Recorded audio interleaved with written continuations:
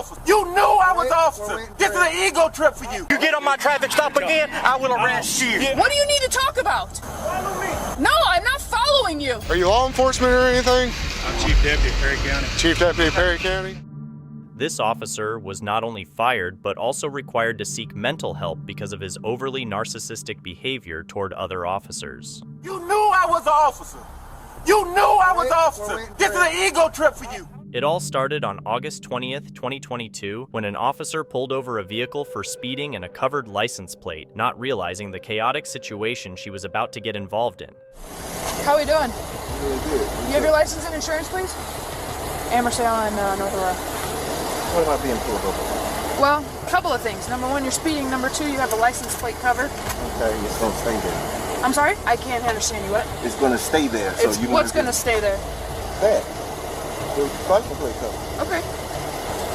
Do you have insurance for the vehicle? No, go ahead, write the ticket. I'm not looking. You don't have insurance for the car? I got insurance, but I ain't got it with me. It's at home. Okay. Is this your current address? No. No? Okay. What's your current? Oh, hold on. I'm an officer and I'm armed. My is right here, so you don't go crazy. Here we go.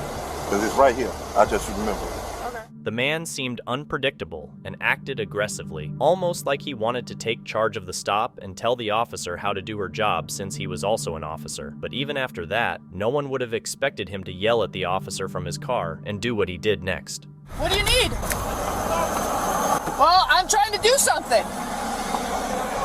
No. Why are you? You can't leave. Follow me. What do you need to talk about? Follow me. No, I'm not following you. From 22, he decided to pull off from my traffic stop. The suspect ordered the officer to follow him and then drove all the way to his home, where he showed that he was even more power-hungry and unstable than the officer had thought. I was doing what I needed to do to control the situation. But that's the thing, though. I made her do what I wanted to do, right? As you know, I made her do what I control the wanted to situation. do. Hey, I do this. I know, so you should know. At that point, you don't control the situation. I never right? did control the situation, but I brought it to where I wanted it to be. Y'all don't realize that because I work in the jail. I play with criminals. Okay, so here's what. This is a learning lesson. What do you want to do? You know that. You know this is a learning lesson. Who do you work for? Because in this capacity, you work for me. And so you told me not to get out the car. That means come here. You asked me what I said I needed to. The man's ego kept him from admitting he was wrong and instead made him try to teach the officers how to do their jobs better. They let him speak, so he thought everything was fine and that he could just go home with a ticket. But he would soon realize there was only one place he was going, leading to a tense confrontation. I'm an inmate. Yes, you are. Yep. That's what you like. You got it, or you want me to call some more? Come on. No, you're not gonna leave my house unsecured. My weapon right there. We'll get it for you. We gotta get people involved. Hey! Hey! CM33. Hey! Call the police. 33. My in my car, and I'm an officer. Come on. They know I'm an officer. This ain't gonna work, baby. This shit gonna work. Oh, now y'all wanna play Cocaine with me? All right. No, ain't no. Let's go. No. Stay down. No. Okay, you wanna go down? No. You broke my leg. My leg broke. My leg is broke. I can't move my leg. My leg is broke. The right one. This is right one. I can't move it. Hey, your leg seems fine. Hold on. You act like I was about to punch. You scary than a. You shouldn't even be in this job. Dude. You've been elevated the whole time. The whole reason why, because it's your ego. Your ego got me on the ground. You up. You shouldn't even be in this job. You up. You gonna somebody. Naperville got enough going on with the race-rate relations, and you up here exciting it? You knew I was an officer. You knew I was an officer. You knew I was an officer. This is an ego trip for you. How did you be an officer? Because I told her. I asked her to come talk to me. The officer was charged with unlawful use of a weapon, battery on a police officer, fleeing and eluding, resisting arrest, operating an uninsured vehicle, unlawful license plate order, and speeding. He was then ordered to undergo a psychiatric evaluation by the court for potential mental issues.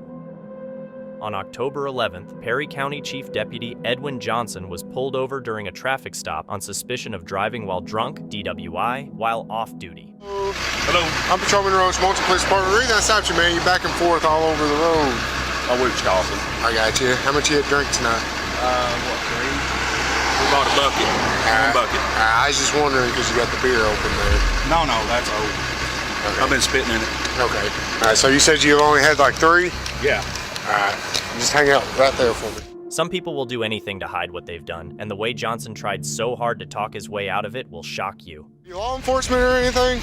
I'm Chief Deputy Perry County. Chief Deputy Perry County? That's the sheriff, wouldn't it? Okay. All right.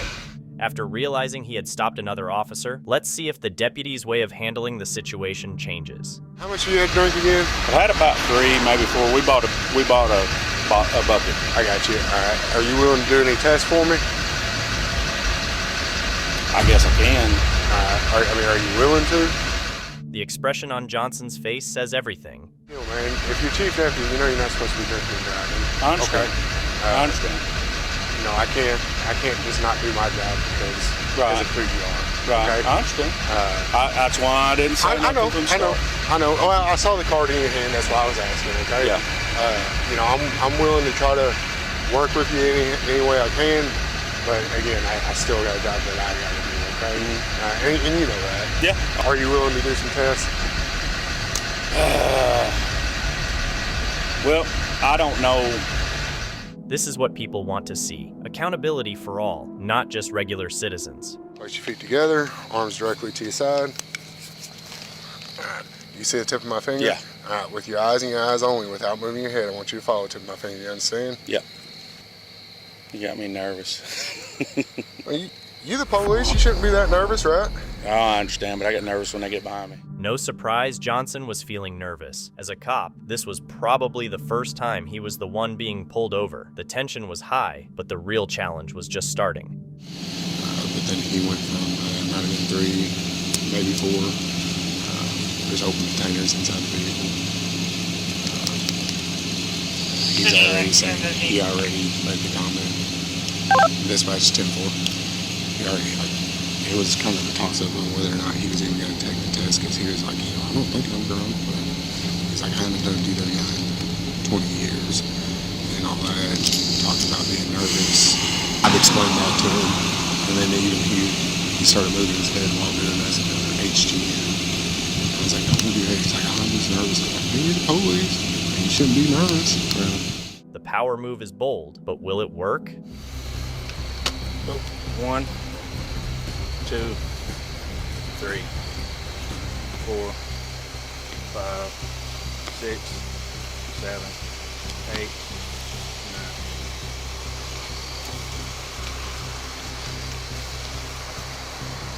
9. After this, it was clear Johnson was definitely drunk. What he does next, though, will only make things worse for him.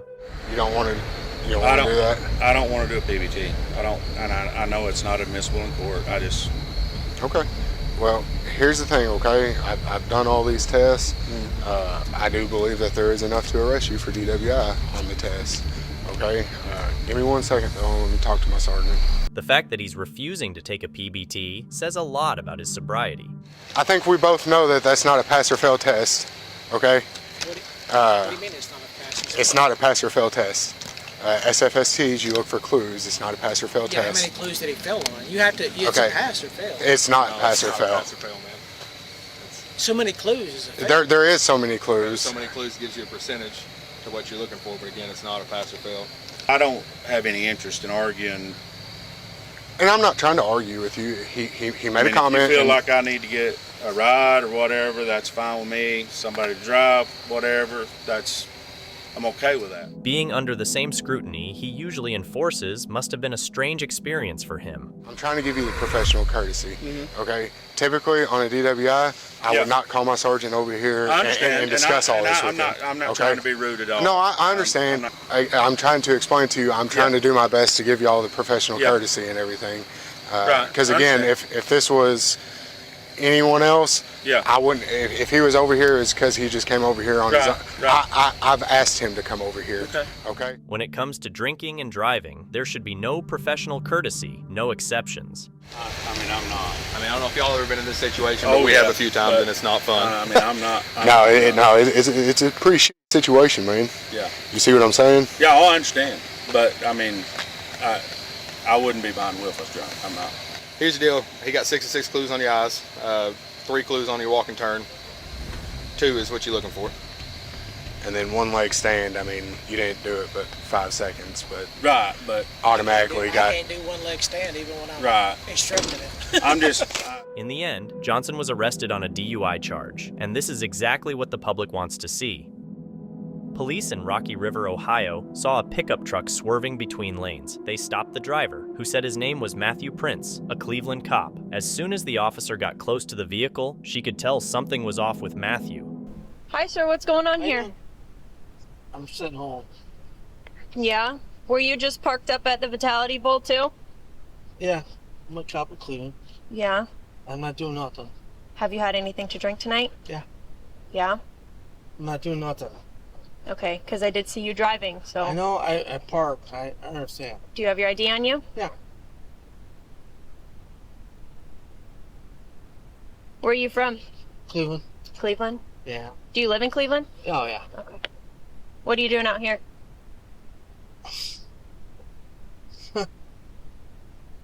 Sir, you know how it goes. I know. Okay. All right, I'm going to go ahead and close the door. Stay right here, okay? Keep the car off.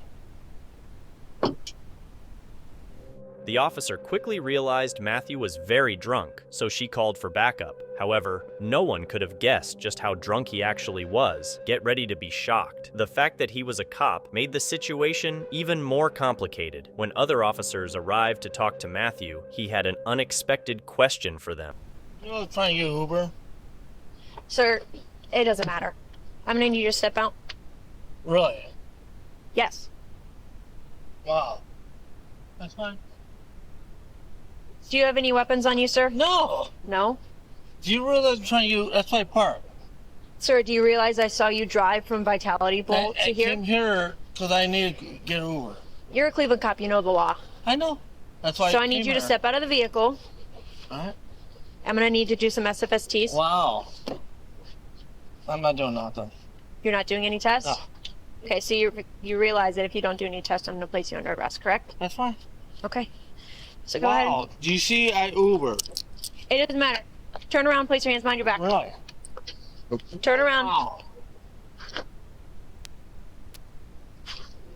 As soon as they opened the door, Matthew asked the officers if they knew how to call an Uber, as if that would get him out of trouble. Unfortunately for him, it was way too late for that. He should have called an Uber before getting in the car while so drunk. Still, Matthew kept surprising the officers more and more as time went on. You realize I Uber? Oh, you were driving Let go now, of your sir. fingers. I know. Let go of your fingers. Wow.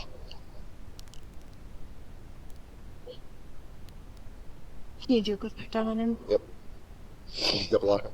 Matthew even refused to take the field sobriety test, even though, as a cop, he knew the consequences if he didn't. To make things worse, he kept telling the officers he couldn't believe they were doing this to him, as if they were the ones in the wrong. It's pretty irresponsible for an adult, especially a police officer, not to take responsibility for their actions, don't you think? Got in your pockets, anything? You know I call it Uber? Yeah, you know, you kept saying that. Unbelievable. And you pull my pants down. Don't grab my penis. You know the drill. Did you see the look on Matthew's face when the officers handcuffed him in front of the police car and searched him before taking him to jail? He honestly couldn't believe what was happening, completely out of it from the alcohol. If you think I'm exaggerating, take a look for yourself. I need a verbal yes or no. Do you understand your rights? Okay. You got anything in the truck you need? I'm just shot. You got anything in the truck, though? No. That's not it, man.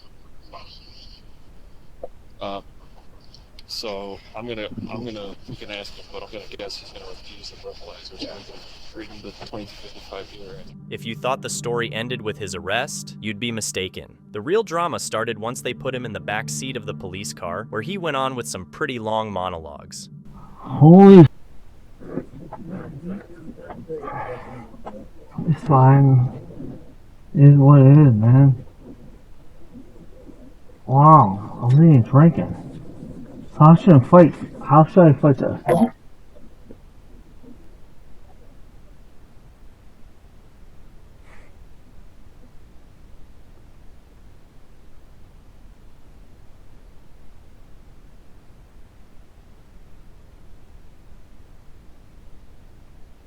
Wow, man. In the police car, Matthew kept blaming the officers for his arrest, even though he was the one who got himself into that situation. He didn't say much, but his actions showed he thought everything would have been fine if the cops had just called him an Uber. It's almost funny how out of touch he was with reality.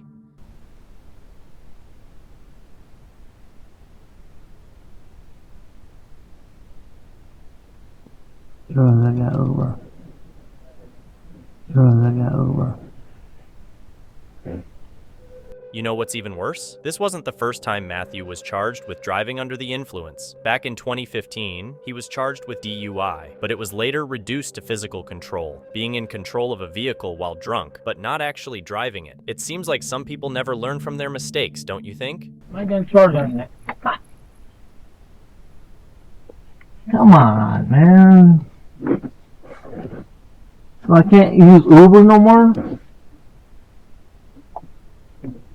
The court sentenced Matthew to 180 days in jail, fined him $800, and suspended his license for about 200 days. He was also put on probation for 2 years. On top of that, he was fired from the Cleveland Police Department because of his actions during the incident and arrest. On June 5th, 2024, a private investigator looking into a workers' compensation case took a photo of a woman as she drove into a church with her kids. While he kept watching her from a nearby store with binoculars, the church pastor noticed him, reported him, and called the cops with a surprising story. What's going on, brother? What's going on, man?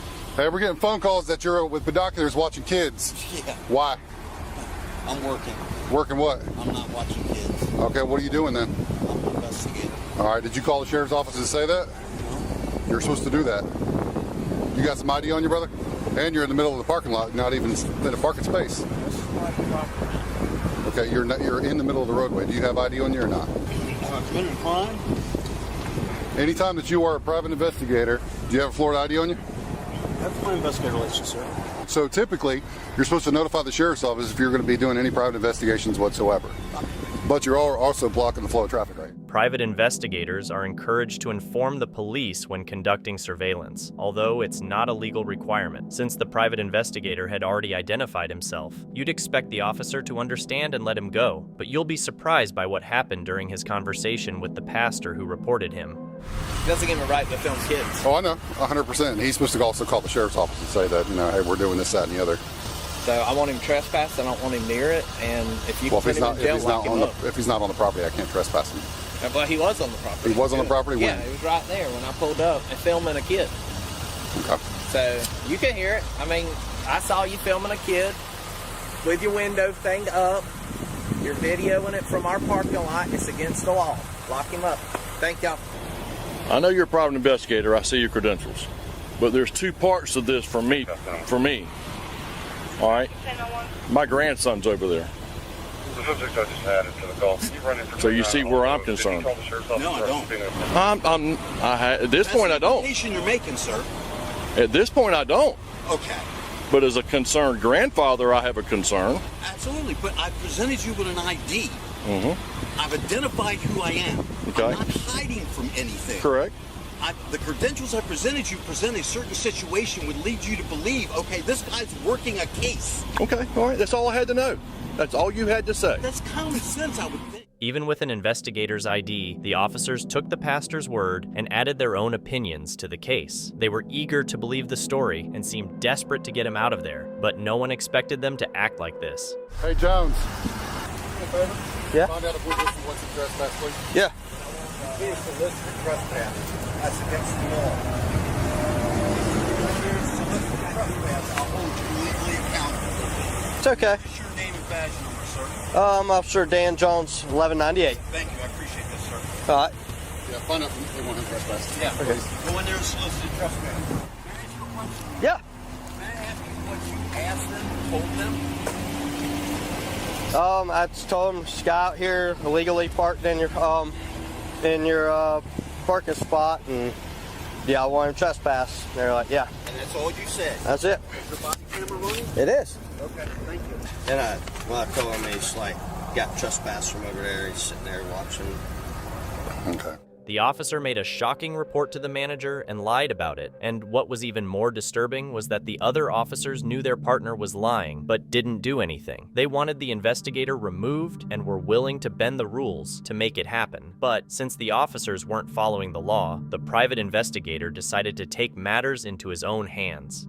Once again, am I being detained? Once I give you this trespass warning, you'll be able to leave. Sir, that's a yes or no question. Am I being detained? Yes, currently. For suspicion of what crime? Are you deaf, sir? Okay. Well, you guys, I tell you, you all earn your reputation nowadays. It's disgusting. You all sit around your departments and wonder why the feels the way they feel. You all hide behind the words like safety. The officers showed up and, without looking into the situation, assumed he was guilty and lied to the store manager to have him removed. He stayed calm throughout the whole ordeal, but decided it was time to call them out on their unfair actions.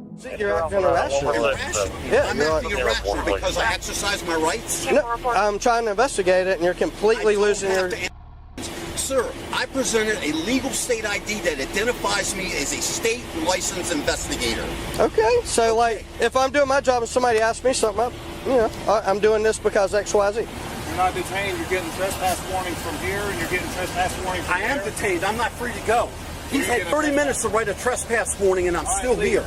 Get out of here. You've been trespassed from Winn-Dixie. You've been trespassed from here. You don't want to hear how my rights were violated? You've been trespassed from here, and you've been trespassed illegally. From there. You have your chance to leave. Now you're detaining me, so you need to leave. Yeah, not a problem.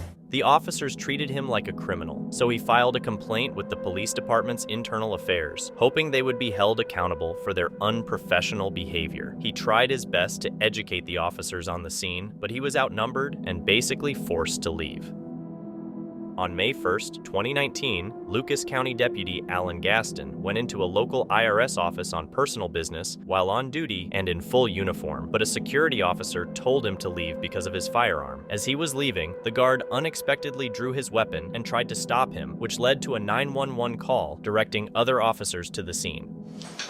How you doing? So, I stopped up here to ask a question about... Gentlemen, I need to talk to you before he talks to you. We're right here. Okay, again, I stopped up to ask a question. If you want to pull him aside, that's fine. I stopped up to ask a question about some tax situation. When I walked in, he said, if you're up here on official business, I said no. He said, well, you can't leave your weapon up here. You're going to have to take everything off. I said, well, do you have a locker? He said, no, we don't. You're going to have to take it to the car. And I said, well, I have been up here once before. 310, you can have the air. And they never said, nah. So another gentleman stood up and said, hey, you got to do what he says or you're being disruptive, I believe he said. I wasn't here. No, I'm just saying. I said, okay. And I said, that's fine. I just said, but there's no lock, and this is what I'm doing. I said, so there's no lock, and there's film to see. And he goes, get your hands off your gun. I said, get your hands off your weapon. I said, I don't have my hands on my weapon. He immediately goes and he draws his weapon out, points it at me. I said, what is wrong with you? And I said, I'm leaving. Yeah. He follows me out. He said, it's too late now. You're going in cuffs. So he follows me around the corner here. And I said, you need to go back inside. I hit the elevator to get on. He said, no. He said, no, you're not getting on. Before even addressing the legal aspects of the situation, the officers were shocked that the deputy was already leaving when the guard pulled his weapon and tried to stop him, suggesting that the guard might have had some personal issues with him. It would be different if he walked up here and was in city clothes and had a shirt on and then he seen his shirt moving. Exactly, that's what I that thought makes it a was. huge difference. That's what I thought it was. Joe Schmuck off the streets walks up here and it's That's open what carry and he's got his hanging out. You know what he It did? says downstairs, no weapons. When I got on the elevator to leave, he kept his out and kept his foot on the elevator. You're not going anywhere. Are you kidding me? Did you even, like, don't say anything to him that he should? I told him, I asked him, are you here on official business? He said none. Okay, you have to take your weapons off the property. You cannot have them here. He asked me if there was some place where he could store them. I said, no, there's no place here on the property that you can store them. You're going to have to take them off the property. He's saying that since it's a federal building and the offices up here, that no one's allowed, regardless of status, to have a firearm in the building. Really? Yeah. What's he got on him? This is not a federal building. No, it's not. This is a federal office there, but from here down, it's public. Right. This is our suspect with the This town put us down. I'm going to leave it. It was gone. Then one let him leave. Who did this? He doesn't need to be here. I'm telling you right now. Yeah. Is he okay to go back down to that office for now? It's right there. I don't think so. Okay. He's telling us he just got the call. From what I'm hearing right now, he needs to go. And that's what I mean. I may be. From what I understand. Yeah, well, I agree. Call 212. Let's run that by them because I don't think he should be. I agree. He put a gun on me. Are we going to arrest him? I came up to ask him. We're arresting him? What the hell is going on? I come here and play clothes all the time with my badge and I go to any floor I want to go.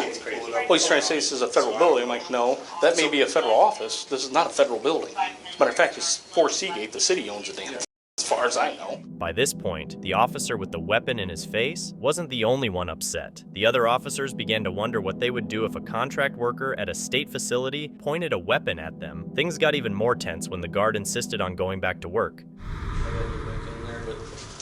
Well, you got to wait out here because you were the one that called and we got to get this cleared up. Yeah, and you were responding on official business. You can come in there. No, you got to wait out here, sir. I'm sorry, ma'am, but I've got my directions from the Federal Protective Service. I have to listen to them.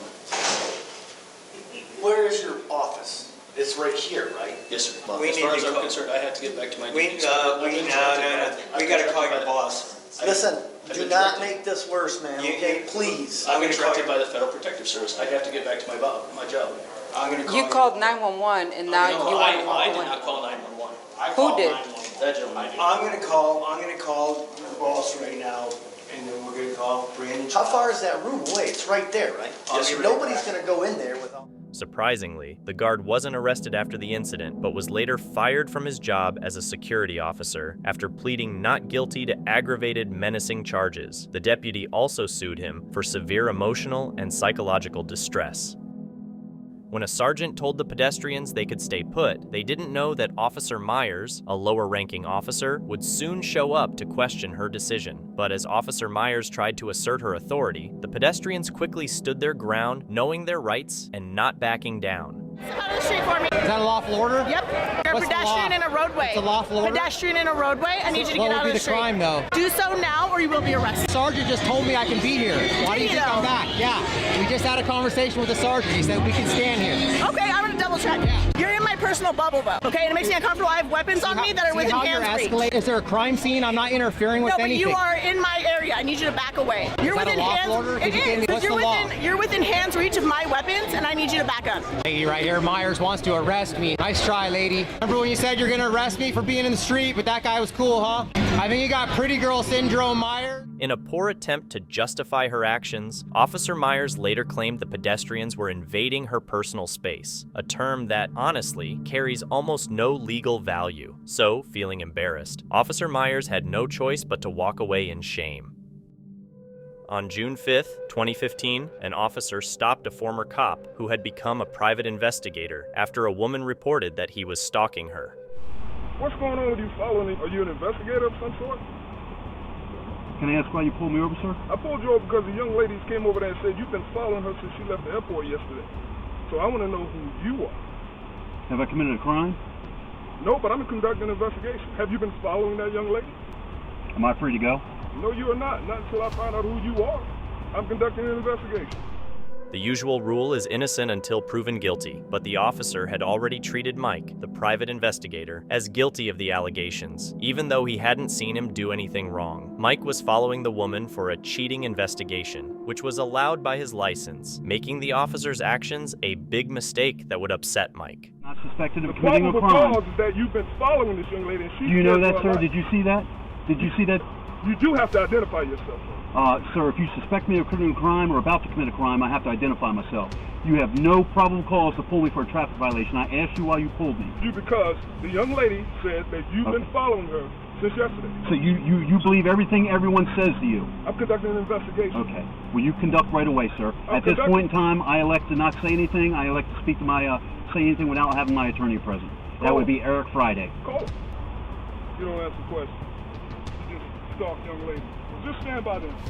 Stand by. The deputy kept Mike detained for over 20 minutes without any reason, then drove off when 3 other officers showed up. Mike was understandably frustrated and first tried to defend himself, but then decided to take charge and show the officers that their attempts to intimidate him wouldn't work. I'm going to ask you once again, if you want to be a smart about it, I'll file an internal affairs case on you. I gave it to you once already. I didn't hear it. I'm asking you once again, so to extend some professional courtesy and treat me with the respect I deserve. I did. What is your name and badge number? Well, here's sir. I gave you mine. 70051. Thank you. I appreciate that, Deputy. Was that so hard? No.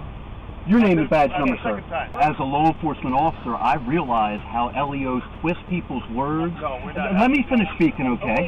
Yes, please do. They twist people's words. You never talk to cops unless you're legally obligated to. Nothing good can come from that. I'm very well of my rights, very well aware of my rights. Now, I understand you're doing no fault with that. You are doing your job. Okay. And the mere fact that I'm exercising my legal rights does not make me uncooperative. Okay? Mike knew answering the officers' questions was a trap, and he wasn't going to fall for their attempts to act friendly. He was frustrated because his investigation was delayed for no reason, but also because the officers gave a poor example of how officers should behave. There's 19 unsolved murders in this city. Okay? You've got much better things to do to with me.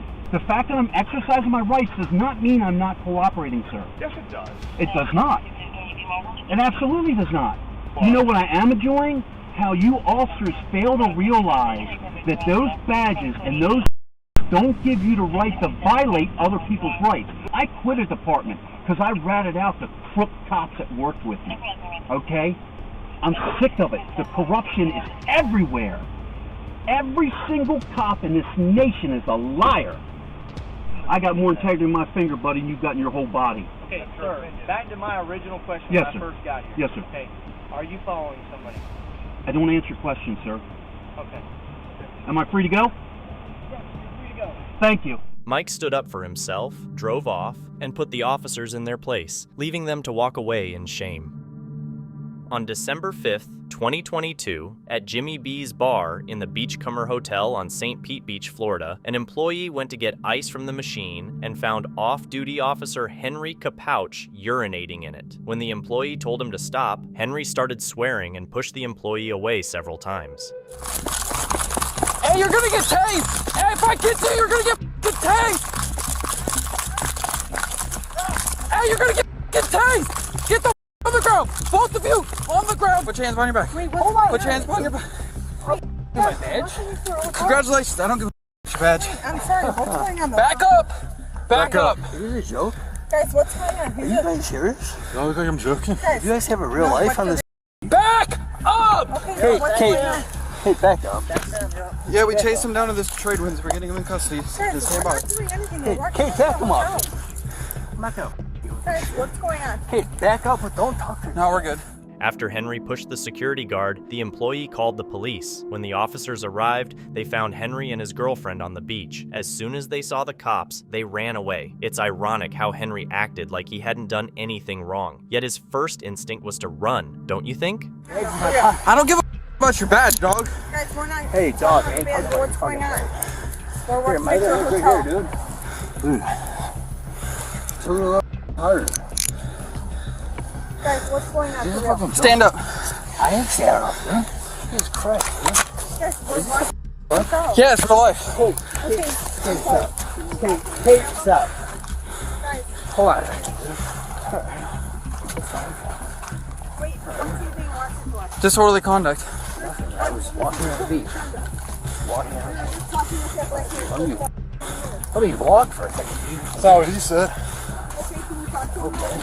That's where we're going. You guys are signing a place here or what? What's going on here? Huh? God damn. This is a joke. What job you guys have? Not only did Henry try to use his badge to avoid the situation, but when that didn't work, he made things harder for the officers. To make matters worse, his girlfriend caused a scene. What should have been a simple arrest quickly turned into a big mess. You'll see why. Sir, if you're actually a cop, they're gonna love this one. You could back up. Hey, just back up. Which way are we going? I can't. We're walking back right to the bar that you caused the scene at. Okay, so we talked to the scene and we talked to You could back up.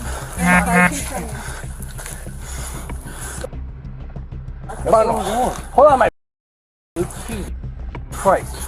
My left wrist, my left wrist. My left one, loosen my left one. That's it. That's all I wanted to get to the car. God damn. Can you just shut up? We're literally walking She have nothing, no part of this. I am part of this because we're walking back to our hotel room and you guys stopped us. Yeah.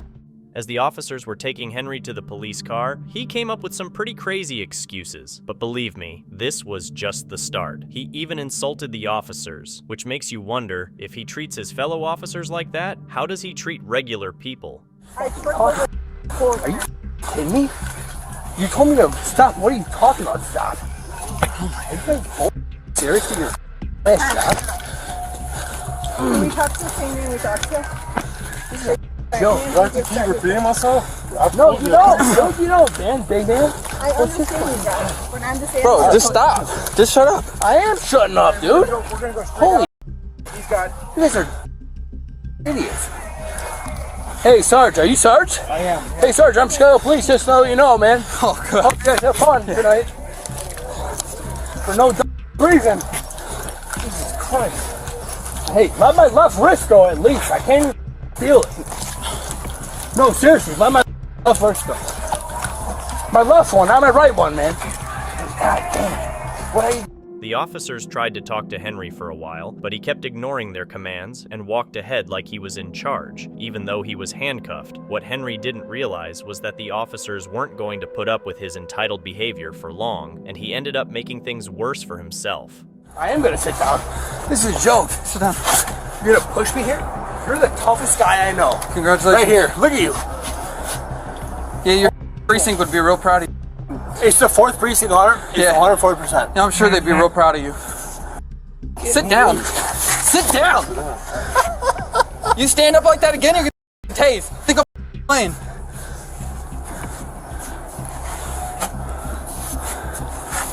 Yo, bro, I'm sitting on the bench. Bro, you're about to get dumped. I'm sitting on the bench. You keep like that, bro. I'm sitting on the bench, man. Jesus Christ. The more time passed, the less sense Henry's actions made. Thankfully, these officers didn't let a corrupt off-duty cop like him get away with it. Bro, sit down.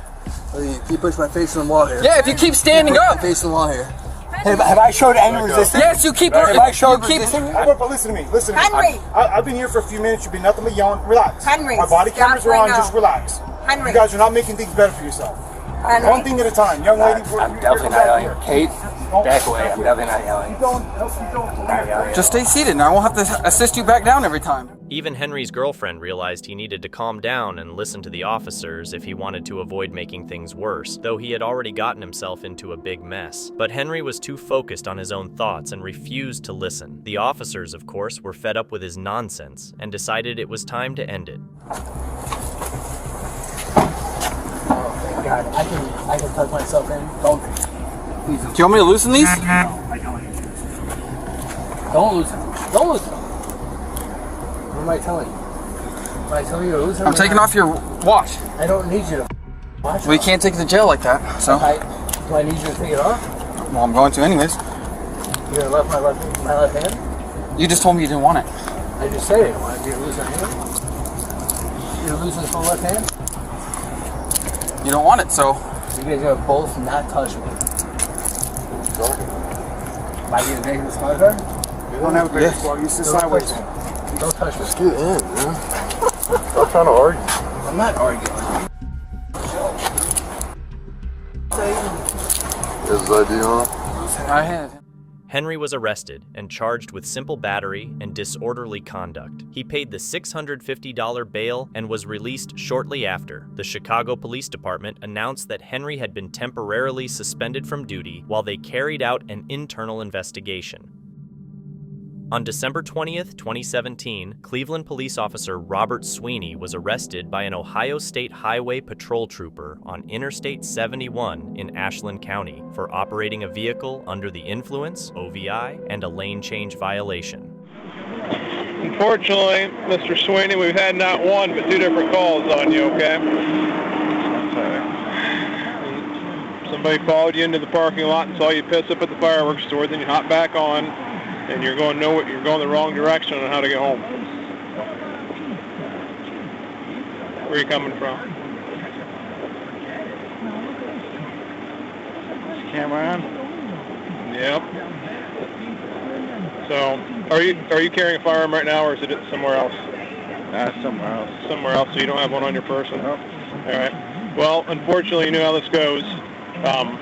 Because we got not one but two calls on you, including the guy that just stopped here. He followed you all the way down from here. All right, so I'm going to have you get out of the car for me, okay, Robert? So go ahead and step out for me, please. You're sure you're not carrying right now? You are carrying? Where's the? Please don't touch it for me. Okay, where's your firearm at? On your hip. Okay. Go ahead and step out of the vehicle for me. Just don't touch your firearm for me, okay?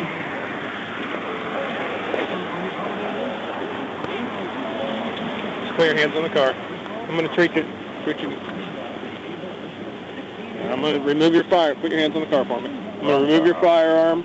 At the time of the stop, Sweeney was off duty and exhibited signs of severe intoxication, including slurred speech and an apparent lack of awareness that he had soiled himself. Because we got two calls on you. All right, and like I said, time I was behind you, you were all over the road. All right, so I'm gonna run you through this field sobriety test, okay, and we'll go from there. But right now, because of the calls, I can't really help you. All right, so go ahead and put your glasses on the hood of my patrol car, please.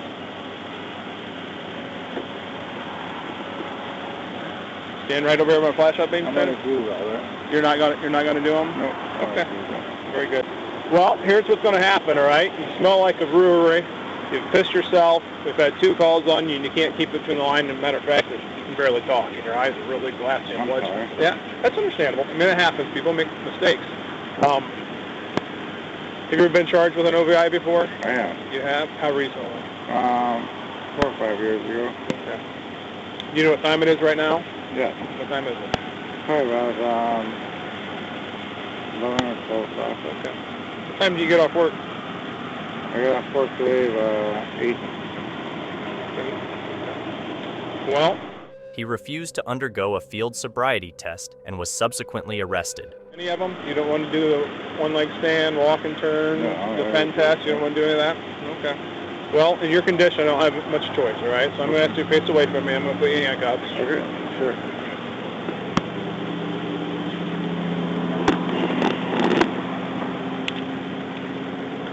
Put 2 sets on you. Do you have somebody that can come help you out? Yeah. Phone call? She's in Medina? Yeah.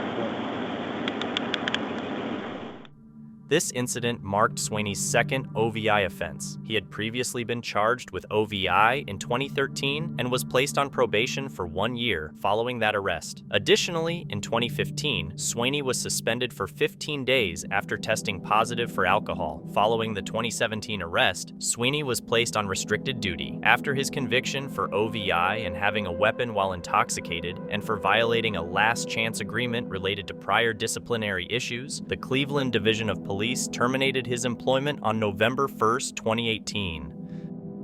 This deputy confronted the supervisor about his supposed corrupt and racist actions during this highly unusual stop. I can't be part of it because it's unlawful. Well, you go do what you're going to do. I'll take care of it. It all began on April 21st, 2024, when a Georgia police officer stopped a vehicle for swerving. Hey, we got a call about you all over the roadway, then I get behind you and you was swerving a little bit. No, I followed him behind that trailer right there. You following behind that trailer right there? Yeah. Okay. You come over. You come over a few times. Do you got your driver's license on you? Have you been drinking today? No, I've been doing. Nope. I've been chewing tobacco today. Chewing tobacco? Okay. Yeah. The man denied drinking, but the officer remained doubtful and called for a breathalyzer. However, when a supervisor and Officer Quincy Cannon arrived with the equipment, something unusual happened. You said you need an alcohol sensor? The alcohol sensor? Yeah. Joey did. I'm finna go home. So who's doing the Who's doing the DUI? One of y'all.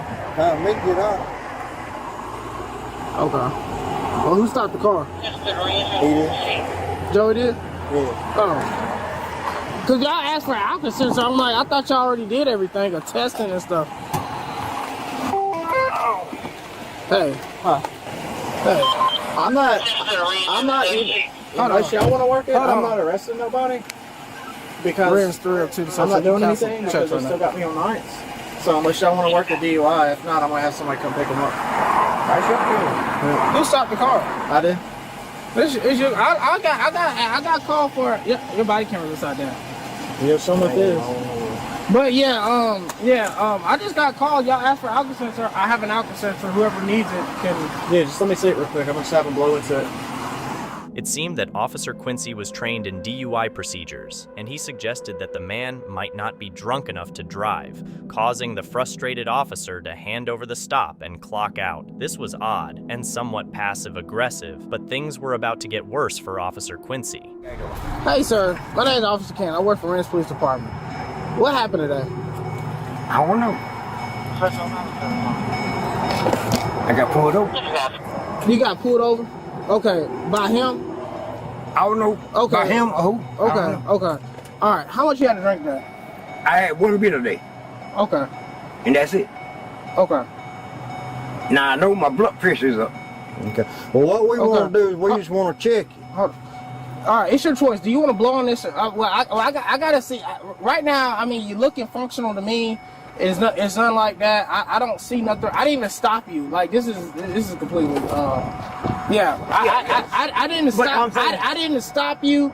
But you know, they saying I will swerving all over the road.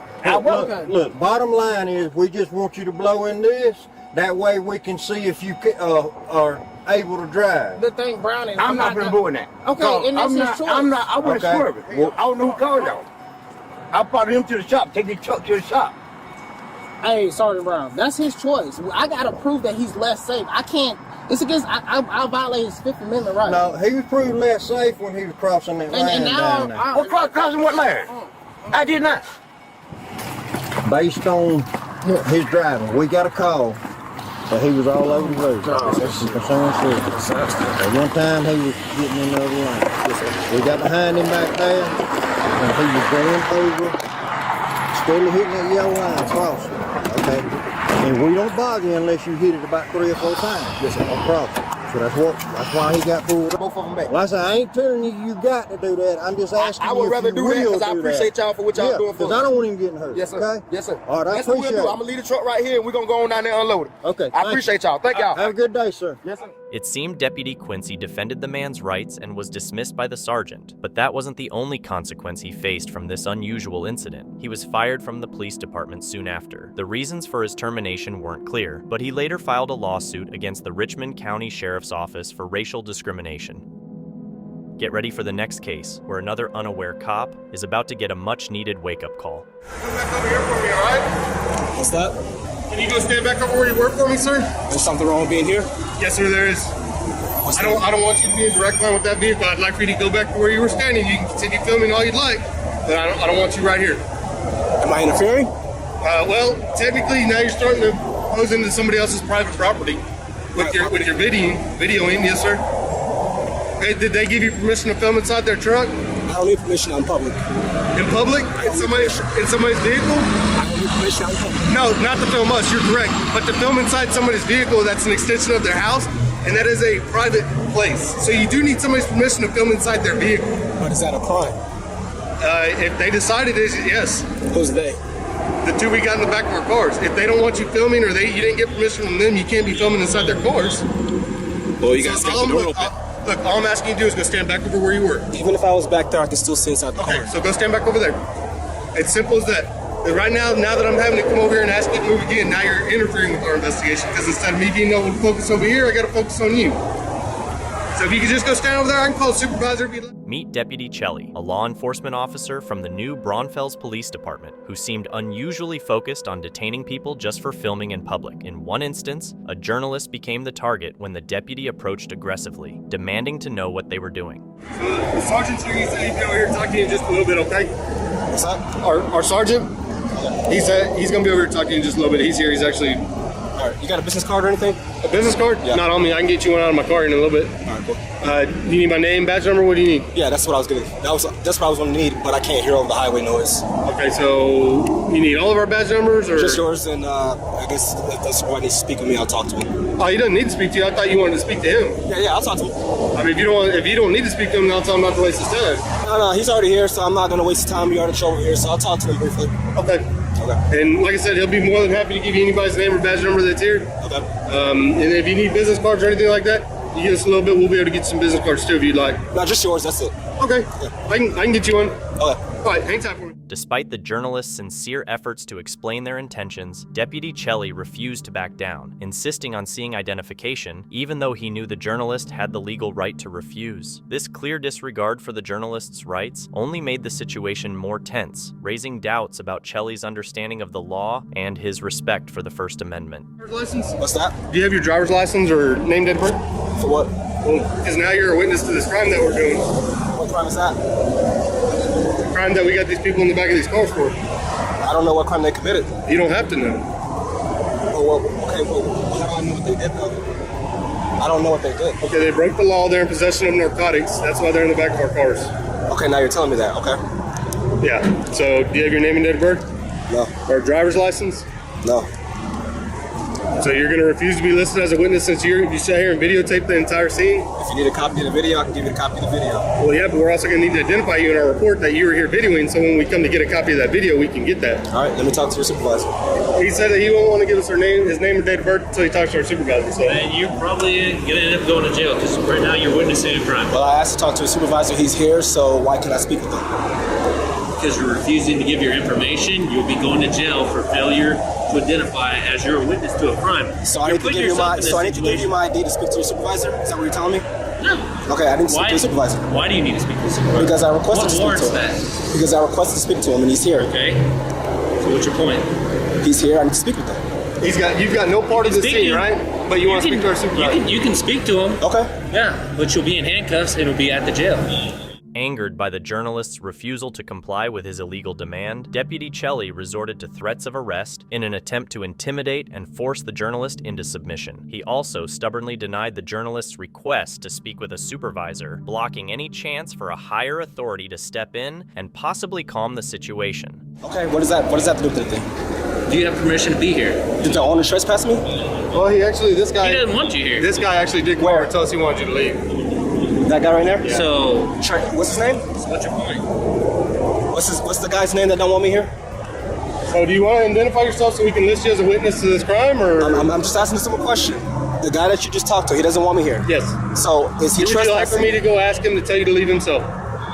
Do you already have that notice? Yes, he told us when he came over here and gave me his business Then why card. do you have to go ask him then? If you would like for him to tell you himself. He can tell me whatever he needs to do. Before I leave here, I just need to get his badge number and his or his business card, whatever the case may be. It's Deputy Cameron Chelly. 315 is my badge number. Okay. All right. So my only problem is I was just here. Y'all can step over here. I don't want y'all to get hit. So I can get your business card. Yeah. But this is what I do. I film what public officials do on public property. I'm a journalist. I gather content for stories. That's cool. But this officer here was telling me that I had to move back over there. I couldn't stand over there. And I was asking him why. He told me that I wasn't allowed to film inside the vehicle here. But I mean, that's their privacy too. We got to get their consent to go in, so it makes it any different for you. Well, that's to go in. Yeah. But I'm not going in. I'm just observing. That's kind of like equivalent to this is his property, but I can't film it because it's on his property. Okay. You know, you see what I'm saying? Yeah. It doesn't make sense, and it's not against the law. Okay. So he needs to get educated on that because that's clearly not the case. Okay. Now, am I currently being detained here, or am I free to go? You're free to go, man. I'm here. I came all the way from County Lake to talk to you. We need to identify him now. Okay. Despite Deputy Chelly's repeated efforts to prevent a supervisor from getting involved, his attempts were unsuccessful. To his frustration, a supervisor arrived on the scene, ready to fix the situation and correct the deputy's actions. Because you're a witness to a crime and you sat here and recorded the whole crime. I don't know what crime was committed. I told you. You told me, but I didn't know. I didn't know Two beforehand. individuals are under arrest for possession of narcotics. I didn't see. And then you said that you still wouldn't identify yourself until you spoke to a sergeant. Now you spoke to the sergeant, so I need to get your name and date of birth. So I can give you a copy of the vehicle. I can give you a copy of the video. I don't need a copy of the vehicle. I can give you a business card. I need your identifying information so I can list you in the report as a witness. Yeah, you're a witness. Right now you're failing to ID as a witness to a crime. What crime? Hey, what's your first name, man? I know what. What's your first name, sir? I'll give you my first name. It's Philip. Philip. Yes, I'll give you that. Best case scenario, it's going to tell that female and that male says that we did something against the law. 8 cops against one person, right? So you know who I would want? I would want the guy who's not even involved in this to be my witness. That's how it works. Like I said, this is what I do. No, that's how it works. No, that's what we're trying to explain to you. So they need me as a witness? You're part of any type of information that anybody comes. We're gonna have to ID him because he's in our cameras now. Yep. Yeah, everybody. Are you gonna give him your name and date of birth or not? I'm talking to your sergeant right now. He's not talking to you. He's on the phone. I'm not talking to you either. I'm talking to your sergeant. It doesn't matter. Guess what? We both have the same job. He's a higher rank than you. One way or another. He's a higher rank than you. That's who I speak. This is who I have to speak with. He's here, so that's who I'm speaking with. That's great. Okay. I made contact with you before he did. Doesn't matter. All right. Let's go here. I don't like argument. You're not doing anything wrong. And but here's the deal. They got a point there. I mean, your worst case scenario is that your camera would be part of evidence, but we're not going to go there because I have a camera. I have plenty of cameras going, so I don't need your camera. Now, if something were to happen to where, man, we get into a shooting or something or a fight and somebody gets hurt, then you know what? I'm taking your camera because that's so you got to be careful with that in the future. Okay, when you're doing this, because on that one, I'll tell you, there was a 6th Street that happened not too long ago, and I helped aided them catching the shooter. And I have no problem with that. No. But that's what's called evidence. It's not that I want your camera because I want you to stop doing this. It's just that, man, you would be surprised how many angles we need nowadays. I understand that. So and that's the point that they're trying to get. The officers kept insisting that the journalist show ID because he had witnessed something important, but their behavior was rude and unprofessional. Eventually, the supervisor returned to help resolve the situation. The supervisor remained calm and professional, which made the journalist feel safe enough to share his name and even hand over his business card to the officers. On September 30th, 2024, just after 2 a.m., a deputy from the Barton County Sheriff's Office saw a vehicle heading south on Main Street. The deputy pulled the vehicle over, and the driver parked at a convenience store on 10th and Morton. The deputy approached the car, introduced himself and his department, and explained the reason for the stop. Hello. Hey, I'm Deputy Fonsdale, Barton County Sheriff's Office. The reason for a stop today, when you're at the stoplight over on 10th and Main, crossed over the pedestrian walking line, it's illegal, okay? Okay, do you have your driver's license, proof of insurance today? Okay. And are you the registered owner of the vehicle? Can you hand it to me, please? Yes, you do. Okay, I'm gonna ask you, then I'm gonna tell you, and then I'll make you, okay? Can you hand me your driver's license, please? What's your name and badge number? Can you please? My name is Deputy Fonsdale, Barton County Sheriff's Office. My badge number is 64. Pedestrian line?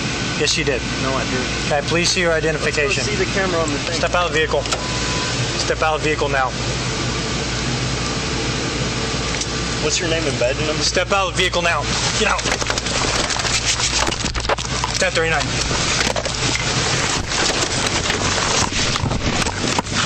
Get your hands behind your back.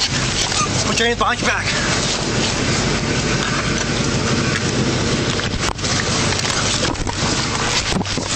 On your back. 1039. I will tase you. I will tase you. The driver argued about why he was being stopped and claimed he didn't have to show the officer his license. When the deputy opened the car door to arrest him, a struggle broke out. Get down. Get down on the ground. Now. Get down on the ground.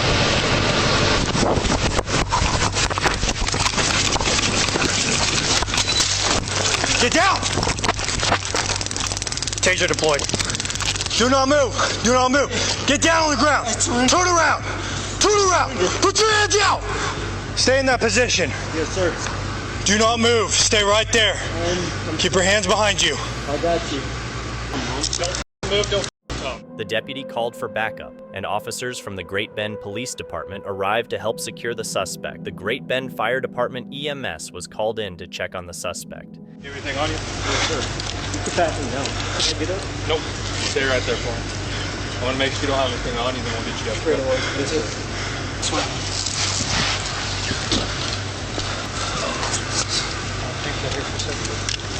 Let's put him in front of my car.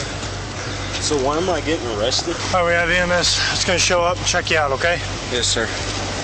The reason I ran was because I thought this was like all bad. Do you want marshals or marmies, or do you want to tow your car? They can't be parked there. Marshals? Marshals. 6-4 dispatch. Owners requesting marshals. How we doing, guys? Doing good. Check his heart? Yeah, he's got taser deployment. They should be behind him, and then in the lower. All this. In between his. Yeah, it's still got one in the neck. Back of his head. All right. How you feeling? I'm gonna cut his car off and check through it real quick. Okay. Sir, if you explained it to me, I would have gave it to you, sir. I'm sorry. If a officer gives you a command, what do you do? Listen. Probably listen, right? Bad about that, sir. Probably don't argue, right? Probably would have let you go with the warning, right? Yeah.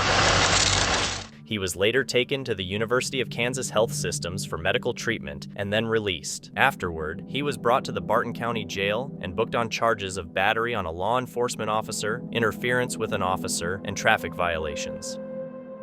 It's a typical situation for a patrol officer, spotting a car with what looked like a dealer plate that seemed off, immediately raising suspicion. As the officer approached, the suspect quickly offered an explanation, but it only partially made sense. Now things get interesting, with claims of a dealership mistake, leaving both the officer and suspect caught in a back and forth of who's at fault. Maybe it was the dealer's error, but the officer's instincts are definitely on high alert. Your car off real quick.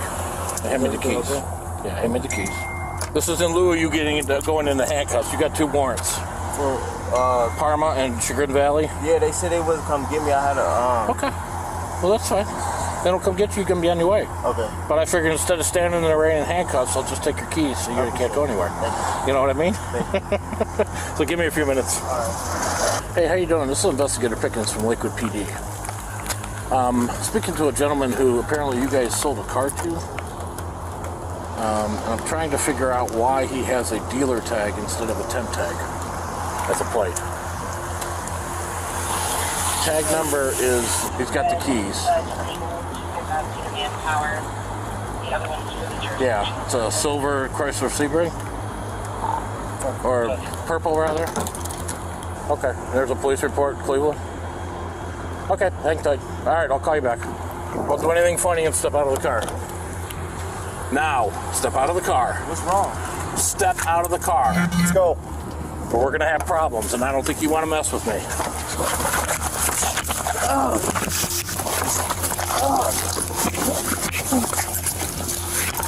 We tried running. What's insane?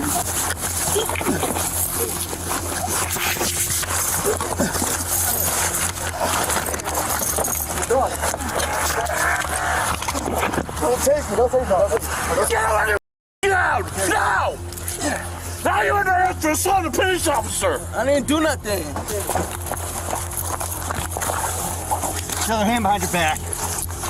You hear me? Yes. You're going to jail. You assault me again, and we're going to have a problem. Do you understand that?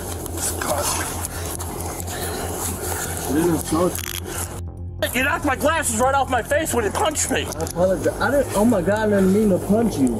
I didn't try to punch you. I was just trying to get away. I promise. I told you not to do this. My wife coming home. You stole the car. I didn't steal the car. I was just on the phone with them. That's my cousin's car. As the suspect offers his explanations and apologies, the officer uncovers a surprising twist: 2 outstanding warrants. This revelation adds unexpected drama to what should have been a routine day. The suspect, trying to stay calm, is holding an edible arrangements gift for his wife, who's arriving from Miami. The officer, keeping his composure, holds on to the keys and tells the suspect he won't be cuffed just yet. It's tense, but in a surprising way. You're under arrest for RSP and resisting arrest. I apologize, sir. I didn't mean to. You did. You wanted to get away. I told you not to do it. Did I not? Yes. Yeah. You're lucky you didn't get tased. I'm 53 years old. I'm done fighting. Spread your feet for me, sir. Guys. Vehicle was been stolen with Cleveland. Have a seat. Did you hear that? What?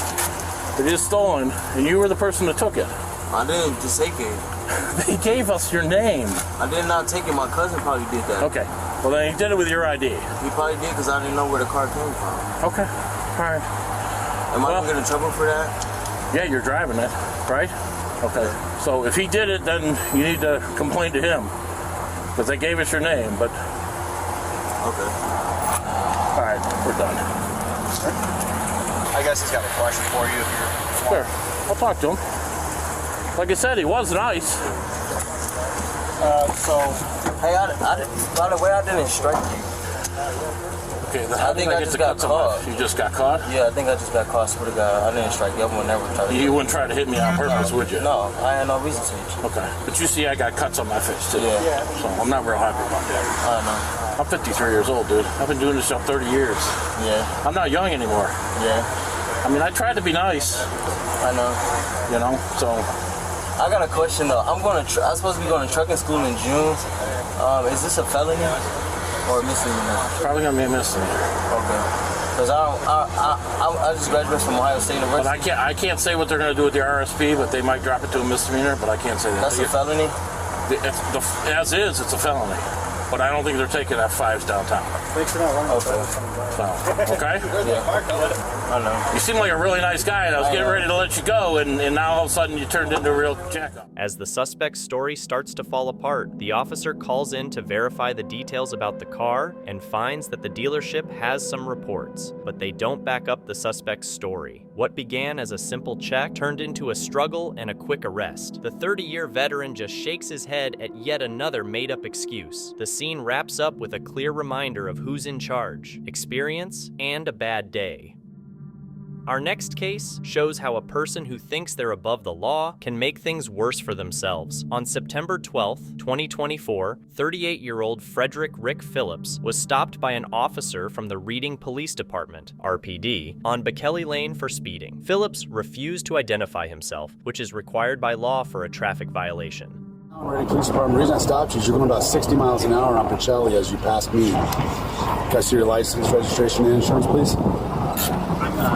I'm not in the process of conducting business. Okay, we're not going to play that game, sir.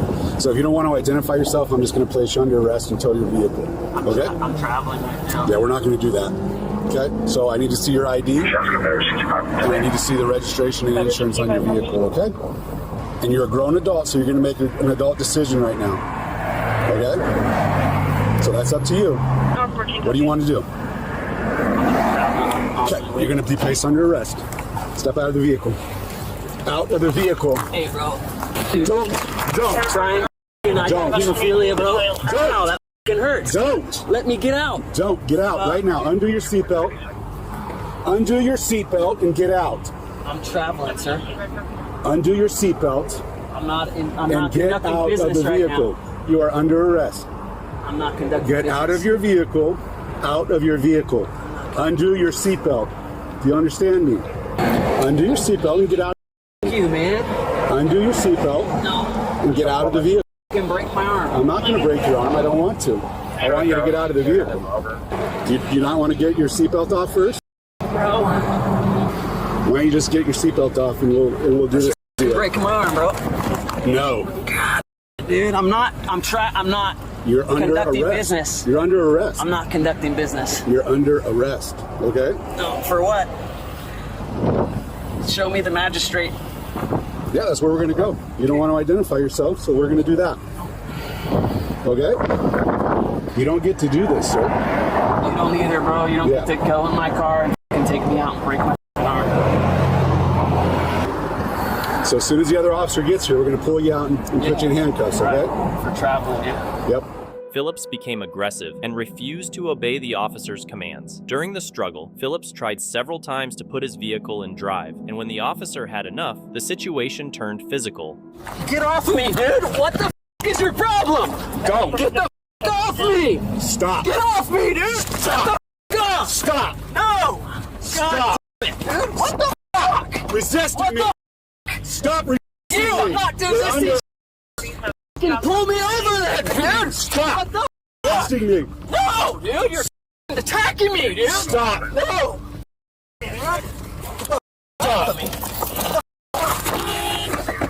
Off me, dude! You stop! Get the off of me, dude! God it, dude! Stop! No, you stop! Stop! You stop! You're not going anywhere. I'm not arrested! You're under arrest. For what? You're under arrest. You caught me speeding. Give me a ticket so I'll be on my way. Stop! Smash my face, dude! Stop resisting! And put me under arrest!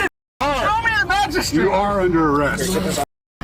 After struggling for nearly 5 minutes, the officer, with the help of 2 bystanders, was finally able to restrain Brian and quickly handcuffed him. He was then escorted to the patrol car, and EMS was called to the scene. Look straight. No knives on anything. Take me to see the magistrate, please. Sit down. Feet in.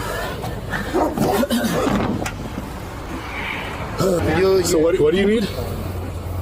I need to be seen, see the magistrate and show. Yeah, you're gonna go to jail. Show my victim. Where's my victim right now? Me. I'm just traveling. Yeah, you're traveling to jail. I'm not in the process of conducting business. I'm a private American. Okay, cool. Anything else? You're under arrest. I'm ready to see the judge. Yeah, whenever the jail gets you over to the jail or to the judge, absolutely. I'll be able to see him right now. Perfect. After being booked into the Shasta County Jail, Phillips was taken to a local hospital where a doctor cleared him. RPD responded to the misinformation about the arrest, including online allegations that the officer had struck Phillips 10 times. However, RPD stated that body cam footage refutes these claims. Meet Sergeant Neil Yazzie from the Gallup Police Department. On April 3rd, 2022, while off duty, Sergeant Yazzie went for a short motorcycle ride. He was reportedly under the influence when he set out and was later found by New Mexico State Police Officer Alejandro Solis Torres on the side of the road. Officer Filomena Shishili responded to the scene and saw a black motorcycle leaving, with the rider swerving across the road. When she stopped him, Sergeant Yazzie had difficulty staying upright, even falling while trying to stop, and struggled to lift his bike. He was eventually seen sitting on the sidewalk near the 49 Lounge at 1000 East Highway 66 in Gallup, New Mexico. Watch as the confrontation between the officers unfolds.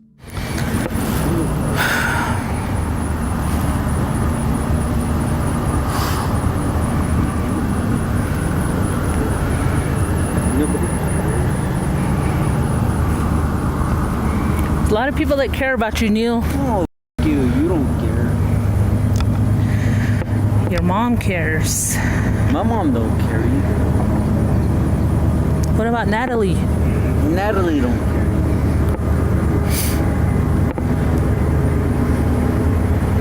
You don't care. Don't say that. What's going on? Yeah, I was coming up right here, and he fell off his bike right here. Are you gonna talk to us? Are you okay? Are you hurting anywhere? Huh? Let me go. We're the ambulance. I know you will. Do you want us to take care of you? Are you hurting anywhere? No. No? Do you want medical attention? No. All right. You just laid it down? He actually fell off, and then he tried to pick it back up. I didn't fell off. Okay. All right. He doesn't want us to touch him. We don't touch him. Okay. He doesn't want to. He refused medical. Okay. Hello, I'm for solicitor to New Mexico State Police. You've been consuming alcohol, sir? Yeah. Excuse me? Yeah. Yes? How much? About 2 beers. 2 beers? What type of beer, sir? La Cumbre. Excuse me? La Cumbre. La Cumbre? Okay, where do you drink those at?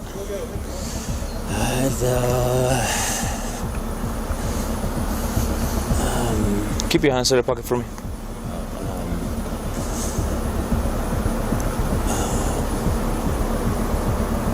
49er. 49ers? Okay, how long ago? 40 minutes ago. 45 minutes ago. 45 minutes ago? Just 2 beers? Because I can smell a strong odor of alcohol from your breath. Just 2? Okay. So I'm going to submit you to a standardized field sobriety test, okay? I'm already drunk, bro. You already drunk? Yeah. Okay. I still have to do fields, alright? Are you good with that? Yeah. Okay. Come over here with me. Yeah. Let's use the line over there. Just watch your step right there.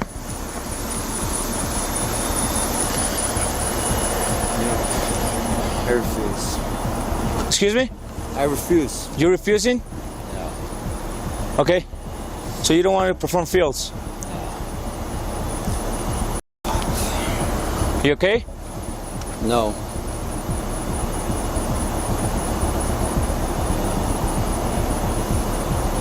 No, I'm not okay. Okay, so go ahead and turn around.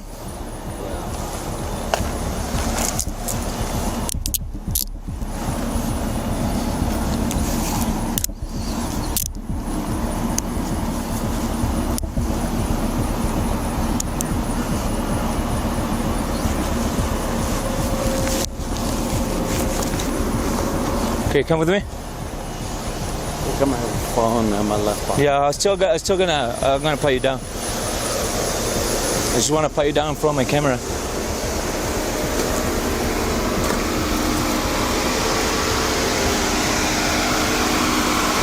Okay, stand right here. Spread your feet apart.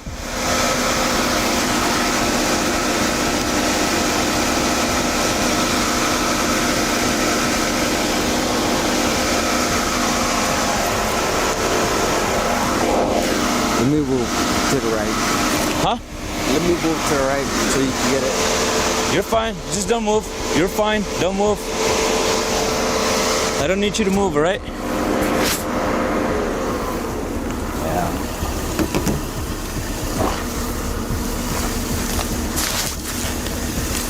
Officer Alejandro Solis Torres wasted no time and asked Yazzie if he had been drinking, to which Yazzie admitted he had before getting on his motorcycle, clearly intoxicated. Yazzie made things harder on himself by refusing both the standard field sobriety tests and the breathalyzer. Seeing that Yazzie wasn't fit to drive, Officer Solis Torres arrested him for his first aggravated DWI. After the arrest, Sergeant Yazzie was placed on administrative leave. What happened next, however, remains unclear.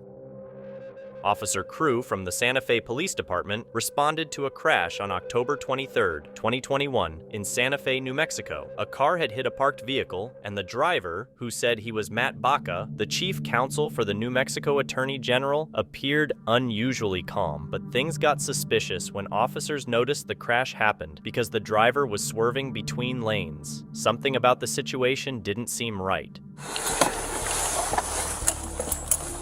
Hi there, Officer Cruz, Santa Fe PD. What's going on, man? Not much. I just was driving up to my house and I swerved to meet an animal and knocked right into the car. Okay, do you know whose car this is? I do. I mean, no, I don't. Okay. Let's see. Come right over here with me. Yeah. So, I mean, I can't drive, obviously.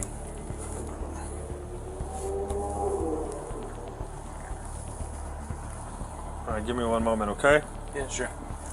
Where are you coming from? I was just coming right from downtown. Okay. 324-261, if you guys could You got a little break and cut? start heading over to a Yeah, 95 right here. Garcia and Johnston. We're getting reports of a vehicle that hit a parked car, possibly an intoxicated driver, dark sedan, gray in color. Have you had anything to drink tonight? No. Anything to smoke? You don't smoke right anything like that? Go ahead and open your mouth out. Might be Both related. cigar Okay. Where'd you say you were coming from? I was just coming right from downtown. I work. Have you had anything to eat or drink? I've had some dinner. I mean, I don't know. Yeah. What did you eat? What's that? What did you eat? I had a burger. Okay. So open your mouth again for me. So your tongue in the back is super, super, super green. What does that mean? So usually that can come from smoking marijuana, like e-bombs, different stuff like that. I'm not saying you did. I'm not saying it can't come from other things, but it can. Well, I appreciate that, but I didn't smoke. So what we're gonna do, right, is you hit a parked car, okay? Your pupils are obviously very dilated. We also have a 95 in the same direct. And your tongue is green in the back. What we're gonna do is we're gonna run through some field sobriety tests, okay? Okay. 10-4-1, mommy. Yeah, it might be related. Let's see. Come right over here with me, real quick. I swear to miss something. I didn't hit a parked car for. Well, the thing is this. What's the speed limit on this road? 25 miles. Exactly. Yeah. So that happened from 25 miles per hour, swerving from an animal on the road. Definitely not. I mean, I came right around here. The thing is when if you're going the speed limit and there's an animal on the road, you're not going to swerve and hit a parked car. Okay. Yeah, but I'm also not just going to swerve and hit a parked car for no reason. You're right. You're right, and it could be from impairment. That's the reason. Yeah, that's fair, but... Officer Crew noticed Matt Baca had a greenish tongue, which could be a sign of substance use. When asked about it, Baca denied taking anything, so the officer decided to conduct a field sobriety test. While doing the test, the officer asked about the crash and how fast Baca was going. Baca claimed he swerved to avoid an animal, but the officer doubted his story, suspecting impairment might have been a factor in the crash. Lane all the way. You were obviously in between two lanes. I went like this, you know, like that. Well, I'm just saying the center of your car is on the yellow line. Okay, so you're either in the opposite lane or you're in between two lanes. Well, if you wanted to, if you wanted to negotiate what I was doing, no, you could just tell. Yeah. Right? If you were in your lane of travel and you swerved right, what I went is like the center of your car wouldn't be facing this way. Okay? Everybody parks on this road here. You're right. So you're still obligated to drive in your lane. Okay. Okay. If you want to argue, so what we're gonna do, like I said, so I already asked you about your injuries and all that good stuff. Okay. Yeah. So now what we're gonna do is I'm gonna check your eyes. Okay.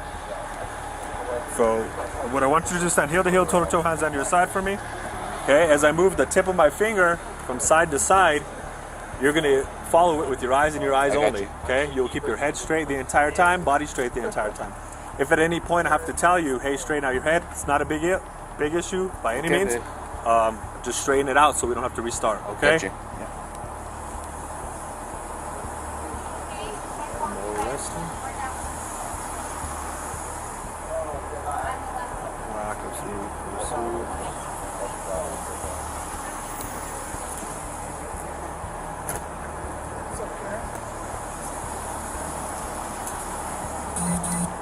Can I try this direction? Absolutely not. You're going to do what I'm telling you to do, and that's it.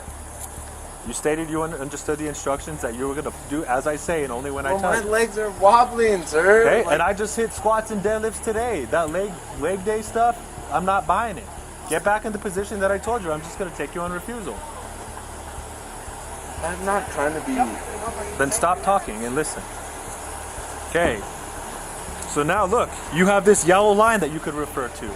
I got you. You're going to take 9 heel-to-toe steps when I tell you. I didn't tell you to start. 9 heel-to-toe steps.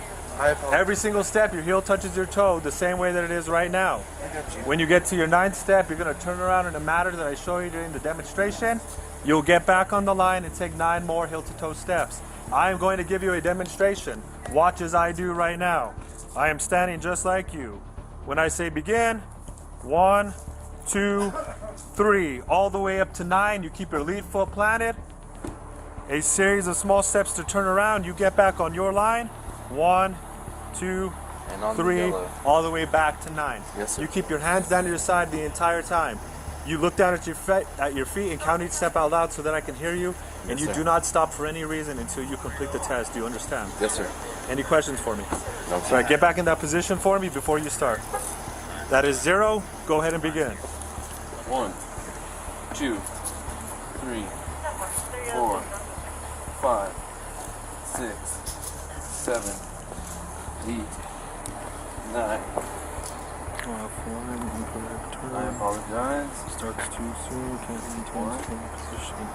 2, 3, 4, 5, 6, 7, 8, 9. I also want to again acknowledge that this is like. Okay. Well, I just did it, and I'm sober. Okay. So if you're sober, I would expect you Well, to be able to do the same. I don't think that's the standard. That is. But I'm telling you right now, based off of what I see, you're gonna go to jail for DWI. Okay? So turn around. I'm gonna put these handcuffs on your wrists. We're gonna head down to the station. I have a few things that I'm gonna read to you. Okay? Turn around for me.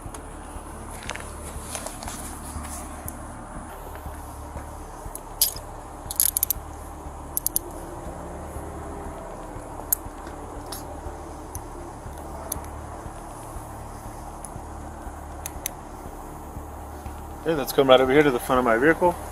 Here's our 1015 here. Sure, 1015 close to 1. This is your phone. So you're going to keep this with you for not too long, man. Sorry.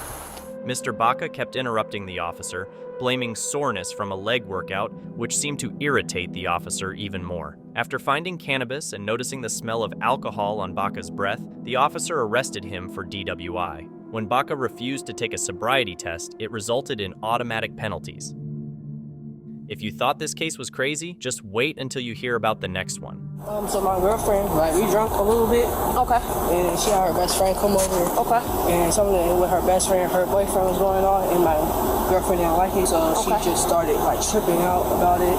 On you? About their situation, and she took it on everybody else. And all right. So you guys live together? Nah, I'm over here a lot though. Okay, but you don't live here? No, I don't live here. You guys got kids together or anything like that? No. Okay. And then she just tried to fight me. Earlier she tried to fight me. I kind of defended myself. Yeah. So she's while we're on the phone with the police department, she was like, "Oh, who do you think they believe, the police? Because I have a busted lip and a knot on my head." Well, I was like, you were fighting me, trying to fight me and stuff like that. So what's the physical aspect between you and your girlfriend? Oh, she won't stop putting her hands on me. Put her hands on you. Okay. Yeah. The witness describes the events of the night as if a partygoer were casually talking about something that happened the day before. What seemed like a simple get-together with friends turned into a dramatic scene when his girlfriend became upset and took out her frustration on everyone there. The officers mostly responded with polite nods and short okays, suggesting they had dealt with similar situations before. Swinging on you, pulling on you. On her boyfriend and stuff like that. I got the videos. I took videos. All right. Are you wanting to press charges again? Does she got talk to your girlfriend? She's the friend. I actually spoke with her earlier. Are you wanting to press charges against her? No, it's just that. What are you wanting us to do then? I'm just trying to get my stuff out there first. Okay, so you want us to go up there, see if you can get your stuff and be done with it? Without her trying to put her hands on me. Yeah. Yeah. Okay. And you guys don't live together? No. You have a key to get in? I think your boyfriend's holding that door open for me. He's holding that door open. The witness describes how things escalated, not because of the friend drama, but because his girlfriend allegedly tried to physically confront him. He presents his self-defense as a detailed account of small injuries, adding just enough to suggest he was holding back. The officer remains calm, but there's a slight shift in his demeanor. Now, he has to decide whether charges will be filed or if this is just a rough patch in a relationship. I got handcuffs. No! I got cuffs. No! This police officer is racist! Stop. No! Stop. They just pushed me! Okay, so stop. Why am I getting police? Man, step back, please. Give them to me. Stand up. I don't need to go to jail! Stop yelling. No, you don't push me! You don't push me to the back of the wall! Things take a strange turn when the suspect insists that her bruises are self-inflicted and that she wants to press charges, leaving the officers tangled in conflicting accounts. When asked if she knows her phone number, she responds with "sometimes" and then quickly finds her phone, no longer amused. The officers handle the rising emotions with patience, aware that the situation could either keep escalating or they might manage to end it calmly, with a few good stories for the precinct. No, I don't need to go to jail. You need to walk outside with me, okay? Can I get my bag, please? You need to walk outside with me. I need my bag. Step one is walk outside. You want to hit your bag? Come on. I need something. You all weird ass and you are me. I'm going to jail because of your weird ass. No! No! Oh, no! Hey. I don't give a oh, no! Look at my face! No, it's money. It's real you. No, don't touch it. Don't even think about it. I ain't going to hurt myself. Come on. Come on. You're either going to come out or we're going to pull you out. So you can walk or not.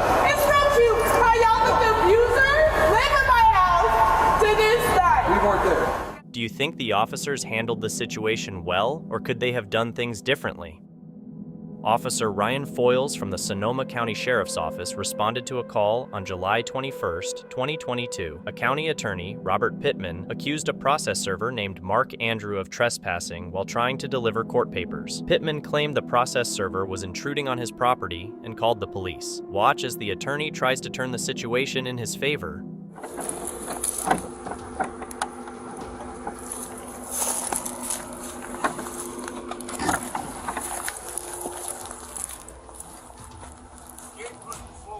Push it forward?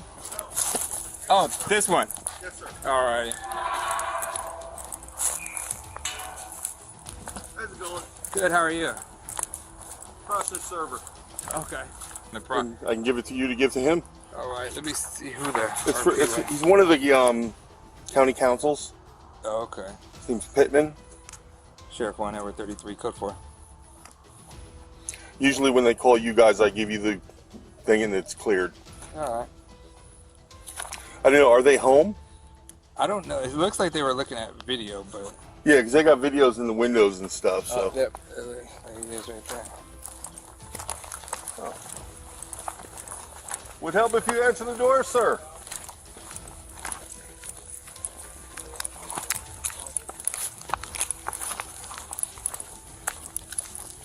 Been knocking.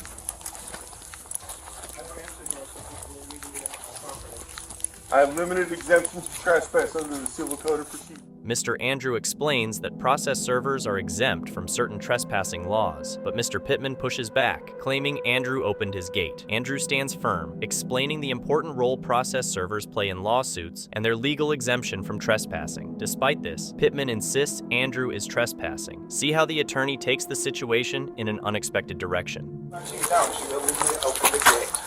Oh. I just talked to my office. He apparently attempted to serve that at the, or refused to leave it at the office. No, she said she couldn't accept it. No, she didn't say that. No. You're served, sir. That's fine. I want him cited. For? Illegally entering the property. I watched her pop the gate. It's on camera. Yeah, no problem. It's on the camera.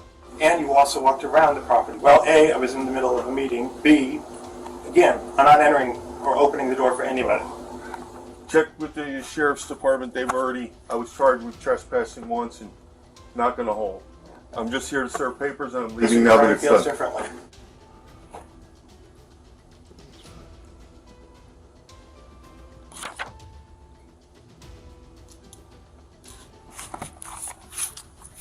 So here's all this stuff. That's my office where you have it. Okay. Do you want to do the citizen's arrest for the trespassing? Sure.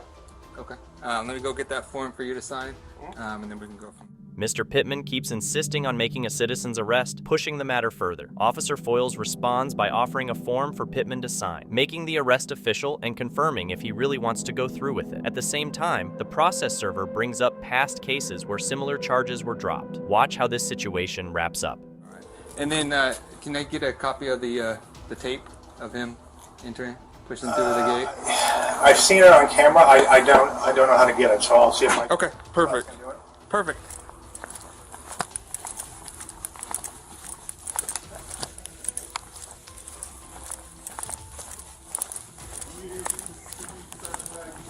No. He knows this is. So.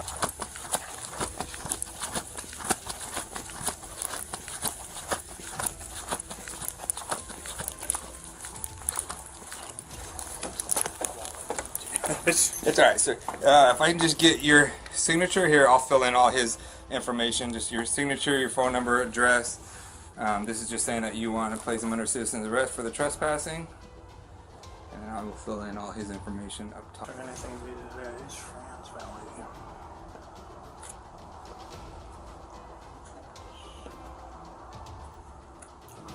Yep.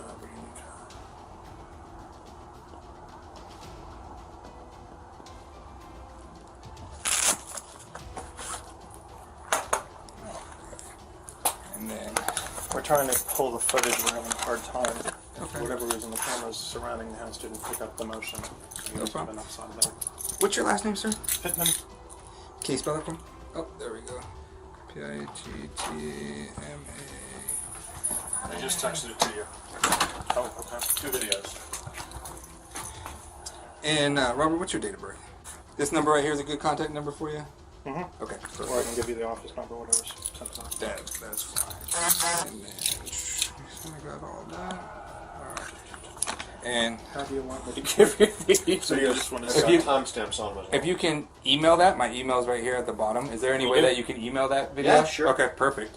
Okay. Yeah, I think, I can probably move it from here to email and do it that way. Yeah, so my email's right there at the bottom. Give me 1 second, I'll write the case number on here too. Okay, perfect.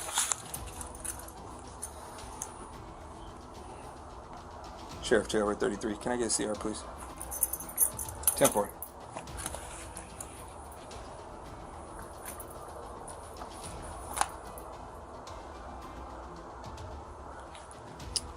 Alright, so there's the case number, there's my card, and whenever you get a chance, if you could email that, my email's there at the bottom of the card, and then I will upload that to our evidence We'll do that. server. Mr. Andrew was initially cited for criminal trespass, but when he went back to the police station, Officer Foyles confirmed that process servers are legally exempt from trespassing while doing their job. The charge against Mr. Andrew was eventually dropped. If Mr. Pittman had been wrong about the law, he might have faced legal trouble himself. The final outcome of the case is still unknown. Officer Ed Troyer from the Pierce County Sheriff's Office, while off duty, spotted a 24-year-old newspaper carrier, Cedric Alheimer, delivering papers early in the morning on January 27, 2021, around 2 a.m. in a Tacoma, Washington neighborhood. Troyer noticed Alheimer driving in and out of driveways. See what unfolds when the police arrive. Keep your hands where we can see them. Hands on the steering wheel. Is that what you're coming over here for? Yeah, that's why we're coming over here, okay? I'm suspicious, huh? No, because he called saying that... I don't care what he called for. He's following me. Okay, we'll figure everything out. Talk to him. I don't need you to figure out nothing. I am working. We will figure everything I am working. Okay. I'm a black male in a white neighborhood, and I'm working. That has nothing to do with that. Yeah, it does. No. He's following me. Okay.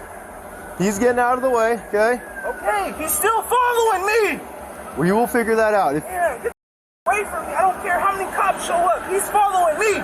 Okay, can I explain it? No, I don't need nothing to be explained to me. I'm being followed. Okay. He called the cops. Congratulations. Yes. I'm coming to and from a house. Ooh, he's committing a crime. He's black. No one's saying He's black. Okay. He's black. I'm going to explain I'm why. doing paper route. Okay, I understand that. I see all the papers in your car. Yeah, okay? congratulations. He just called saying that someone threatened his life. That's why we're here, okay? Yeah, I threatened his life because I walked up to him and asked him why he's following me. You're not under arrest. Can you step out of the car? I don't need to be under arrest. I don't. Oh, come on. That's dumb. Appreciate it. You're gonna arrest me? No, I'm not gonna arrest. Come sit right here, okay? What are we here for? Search my car. There's newspapers. This is the second time this happened to me. What's your first name, sir? Cedric, all time. Cedric? Okay, Cedric. Okay, we just got a call saying that I'm in danger. Ooh, that's lying. Now what happens that's to what him? We're here to figure He's out. lying. That's what we're here He's to figure lying. out, okay? So what happens to him? Was there any What happens to a liar? Then we'll figure that out. To get 4 cops here. How many cop cars are here? Cedric. For a newspaper carrier? Cedric. I don't need to talk. This don't make no sense. I'm not under arrest, right? You're not under arrest. Okay, I can go, right? No, you're not free to go either. Why can't I go? Because I'm not under arrest? Who's a sergeant? Who's a sergeant around here? On his way, okay? Thank you. Please, I'm not under arrest, right? I'm going back to work, right? No, you're not leaving right now, but you're not under arrest, okay? Do you want me to put you in handcuffs? This is dumb. Right now, you're gonna put me in handcuffs for what? Cedric. Because I'm talking? Right now, I'm just talking to you man to man, trying to figure out what's going on, okay? It's not a man-to-man conversation. Go talk to him. The one's so in danger. He's in danger. I got weapons. Cedric. I got weapons. You see how calm You see how calm I am? I pulled into his driveway? If I pulled into your driveway, I'm obviously your carrier. That's all we're trying to get to is what happened between you guys that made him call I am working. I am driving a bucket and I'm in a nice neighborhood. I'm working. I'm over here every night. I see you guys every night. Nobody messes with me. But a car that sees a bucket in the neighborhood on the wrong side of the street, throwing a paper out the window, he's suspicious. Oh, he pulls up to another house. He's going to steal an Amazon package off that porch. Check my car. I got 15 Amazon packages in the trunk. Officer Troyer made several calls claiming that Mr. Alheimer had tried to kill him. However, police records later showed that Alheimer was unarmed and posed no threat, which Troyer eventually admitted. See what happens next. Handcuffs, you're not in trouble right now. I know I'm not in trouble. I am working. But he's still going to figure everything out and make sure everything's covered, okay? Yes, you do have to talk to him. You don't have to talk to him. It's a big investigation. You see them leave? Everybody needs to leave. You guys need to walk him home. Follow him home. He needs help. He needs assistance. Did you ever threaten any sort of harm? No! Okay. What am I threatening for? I feel threatened. I'm followed. Just because I walked up on him, I threatened him? Did he make any threats to you? Nobody made no threats. Okay. That's a lie. If I made a threat, I'll tell you, but I didn't. I didn't even go to him angry. I just wanted to know why he was following me. That's simple. So, what this looks like is a big case of misunderstanding, okay? He thinks you're doing something, you think he's doing something, okay? It turns because out I didn't answer none of his questions, he says he's in danger. You're a sheriff! You're so in danger! Patrick, stop. We pulled over so many paper delivery people because, yes, it is weird when we see them in the middle of the night going from house to house and people always call you guys in, right? You always have cops drive by you. Sometimes you get pulled over, sometimes you don't. Once you realize, oh, you're just delivering papers, let you do your job, okay? Obviously, he didn't realize that you were doing your job. Mr. Alheimer voiced his concerns about Officer Troyer following him. The officers explained that his actions of pulling into driveways appeared suspicious, leading Troyer to call for backup. See how the situation concludes. Bags hanging in the window. How do you not see that? There's no tenants. I'm not hiding nothing. Front windows are clearly down. What are we waiting for? We're waiting for them to talk to him to figure out what his side of the story. What do we need to talk to him for? He's following me. Just because he made the call? No, yeah, because you are the two involved. So if I would have made the call, you guys would let me go? You are the two involved. So that's why we're getting involved in what? A car following me? Yes. If it's a sheriff? Somebody that has a gun on him? If it's as simple as that, okay? I understand your frustration. I appreciate you being quiet. Okay? Did he tell you to like stay here, or did you just stay here because you I stayed here because he's just following me. Yeah. I'm going to my houses. I don't want him knowing where all my houses are. So he just wait for me one night. So when did you figure out who he was? After the investigation, Mr. Alheimer was allowed to leave and resume his work. However, the case drew the attention of Washington Governor Jay Inslee, who requested an investigation. The results of the investigation are still unknown. On September 13, 2021, Galveston police officers responded to reports of a masked man carrying a bloody knife on Galveston Beach, Texas. The man, attorney Mark Metzger III, was dressed as Michael Myers from the 1978 horror movie Halloween, complete with a mask, wig, and a fake bloody knife. He had been walking along the beach and later shared photos of the prank on social media. Watch how the officers handled the situation when they approached Metzger.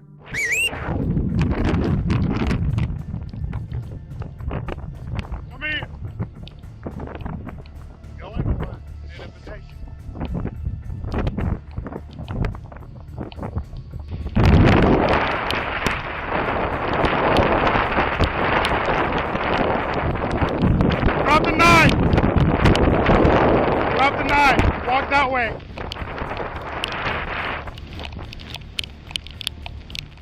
When officers confronted Mr. Metzger, they drew their weapons and promptly handcuffed him. While being placed in the back of the police cruiser, Metzger explained that he had informed Lieutenant Sims of the Destin Police Department about his plan, and they had approved his costume walk. Despite this, the officers argued that his actions were alarming and questioned his choice to carry a fake bloody knife. See how they continue to press their concerns.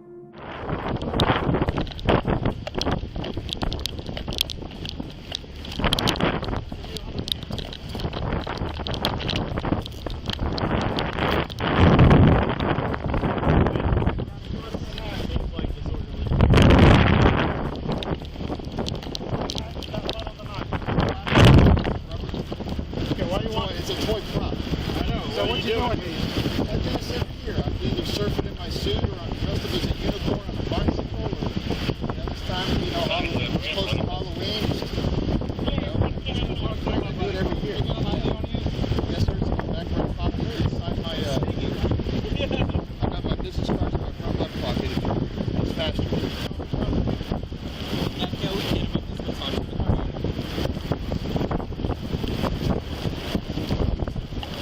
Where do you live at?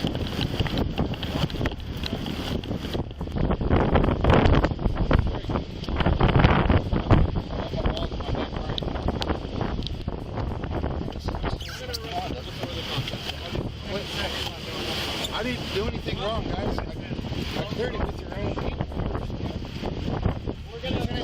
I was at Macy's for lunch. I asked him if I would walk down the beach.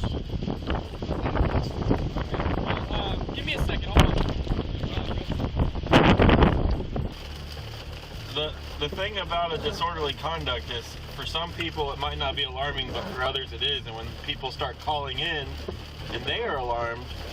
The officers accused Mr. Metzger of disorderly conduct, saying his actions caused public panic because people couldn't tell the knife was fake, creating the impression of a threat. However, the fake knife didn't legally qualify as a deadly weapon. If the knife had been real, Metzger could have faced serious charges, but since it wasn't and he didn't behave threateningly, it didn't meet the criteria for a deadly weapon. No, I wouldn't say that walking around in a costume necessarily is what's against the law. It's causing the alarm. You're clearly on the beach, 100 yards from wind time. No one's in danger of their life. No one's in fear for their life. And I mean that. I could almost entertain that argument if it was. I could understand that. On the sidewalk right here. And I could understand that part of it as a defense to it, but the here and now. I'm not trying to plead my case. I'm just, the rest of this. I'm supposed to be home. I've got court in the morning. Look, where's your car parked? In front of Murdoch's. Okay. I parked in front of Murdoch's. I walked around. Right now we are just the transporting officer, but I can speak to the other officer. He, at the very least, I could see if he would be willing just to cite you for the disorderly conduct and release you at your vehicle. Okay. Let me go over there and talk to him. All right. Basically suspicious person, man. Somebody with a knife and a Michael Myers mask walking around. People with Well, let me ask this. You understand why me and the other officer drew our on you, right? Oh, absolutely. So, even from that far, if we couldn't tell that was a real knife, the people up here can't tell either. That's why I put it down. Yeah, and we respect that, but at the same time, the people who are just trying to enjoy This guy's a pretty well-known defense attorney. I think he's trying to around. He talked to Sims today, and he's like, "Hey, can I walk on the beach in a costume?" And Sims told him, "I don't see an issue with it." I was like, "The issue is not you walking in a costume. It's when people start calling in and you're causing panic and alarm. That's disorderly conduct. You walking in a costume is not an issue. It's people that are alarmed by you walking in a costume."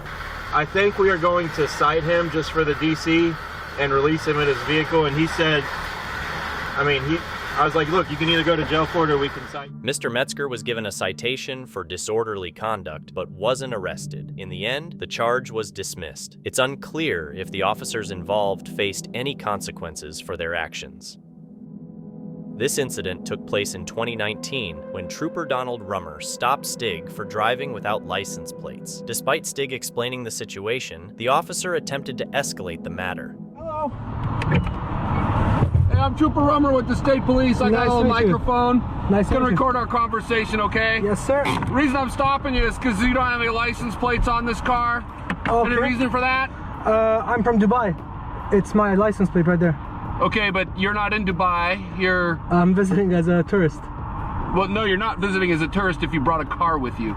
Okay, do you have your driver's license with you? Yeah, of course. How it works is we ship the cars, we get a permit, and you don't have a permit. What you need is a carnet. What's that? A carnet. It's a very rare thing. I know you're confused, but we No, fly I'm them. not confused. If you want to drive this car, you have to have a license plate from somewhere in the United States or a trip permit, which you don't have. Do you have your driver's license with you? Yes, sir. Yeah, the way it works is we get an EPA exemption. Pardon me? A EPA exemption. and then a carnet de passage. Do you have any of that? Of course, yeah. I'm gonna provide everything. You have something that says you can drive this car on the road? Yes, sir. Let's take a look at that. Of course.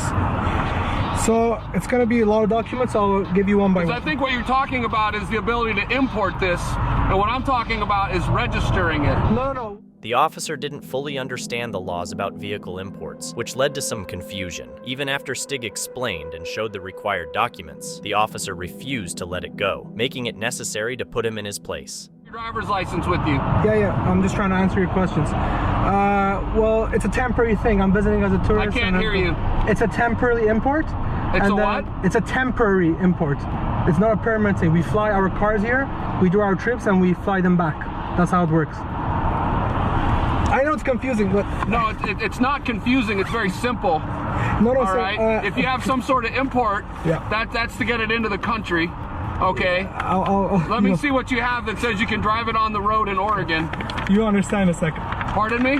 You're gonna understand in a second. I'm pretty sure I know what I'm talking about right now. So this is my permit. It's an international federal agreement. And I'm gonna provide you with a driver's license in a second. Do you have your insurance with you? Yes, sir. So this would be the international driver's license, which they come as a package. There you go. The other part is inside it as well. This would be the registration of the vehicle. What is this? The registration of the vehicle. Okay. Yeah. What I need is proof of insurance. Sure. This is. So the. This is Canada. Okay. No, sir. There you go. This is UAE. I need your insurance. All right. Why are you so defensive? I'm trying Pardon me? Why are you so defensive? I'm trying to. No, I'm just asking for these documents, and you won't quit talking about other stuff. No, sir. I provide you everything you've asked for. Insurance. The officer was rude and refused to admit he was wrong. He kept interrupting the driver to show his authority, but it didn't last long. I don't need anything else right now. Sure. You just asked me for the document. Pardon me? You just asked for a document I provided you, and I'm gonna provide you the insurance in a second, sir. Just give me a second. Why don't you keep working on that, and I'll be back with you in a minute. Sure. Did you find your insurance? Yes, sir. There you go. This is not insurance. Sir, on the bottom, you can read it. It's insurance. The policy number is there as well. Where are you taking this car? I'm going to Canada. We're going where? I'm going to Canada, Vancouver.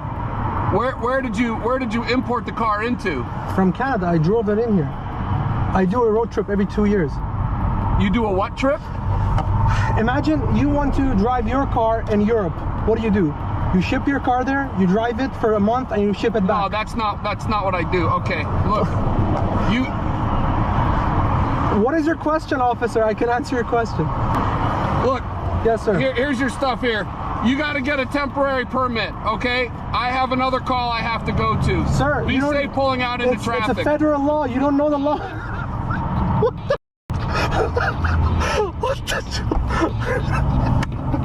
I have another call. That was fresh. Eventually, after being embarrassed on camera and put in his place, Officer Donald left the scene, claiming he had another call to respond to. This incident highlights flaws in the system, showing how those in authority can sometimes be less informed than the citizens they oversee. In February 2020, Jonathan Michael Thomas, the Chief Deputy District Attorney of Lee County, was seen sitting outside his car in Chaves County, New Mexico. Reports say he later drove into oncoming traffic before deputies found him at a rest area. Watch as the officers discover some unexpected details when they approach him. Hi, Jonathan. I'm Deputy Cobos. We got a call. The call came in that you were swerving all over the road. You were driving on the opposite side. So what I'm gonna do right now, I can smell the alcohol coming from you. I just want you to fill sobriety test. Can you get this sobriety test? I'll call for a ride. Okay, that's your proof. When deputies arrived, they found Mr. Thomas sitting in his car with a strong smell of alcohol in the air. His bloodshot eyes, slurred speech, and unsteady demeanor raised further suspicion. He calmly told the officers he had a firearm on his waistband, but assured them it wasn't loaded. The deputies quickly secured the weapon. See how he reacts when they prepare to give him a field sobriety test. No, as of right now, I want you to do field sobriety test. I decline. You decline the field sobriety test. Okay, so Big deal. If you're declining, we have no choice but to take a look at it. Okay? I need to decline firearms. I have a so, alright. Yes, sir. Are you declining fields? Yes, sir. Okay, you don't want to do fields at all? No. Okay.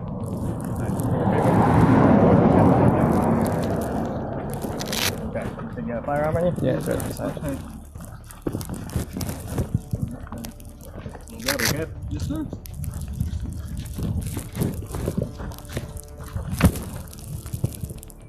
Not loaded, no round in the chamber.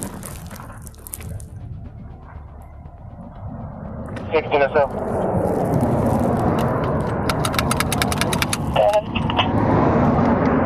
I'll be 10-8-98 on the eviction. 10-5.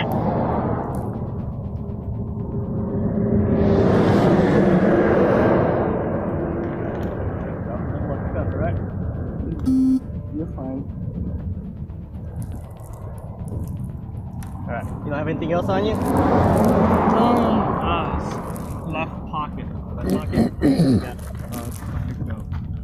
Mr. Thomas was arrested and charged with aggravated DWI and careless use of a firearm. The final outcome of the case is still unknown.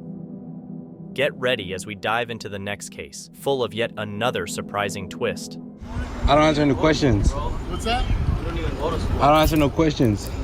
Well, I'm just trying to find out if you're supposed to be in school. This is 19-year-old student Jaime Guevara at Houghton Park in Long Beach, California. In October 2019, Jaime and his cousin were recording a police arrest. When Officer Romo from the Long Beach Police Department noticed Jaime filming, he decided to approach him. Watch how the interaction unfolds.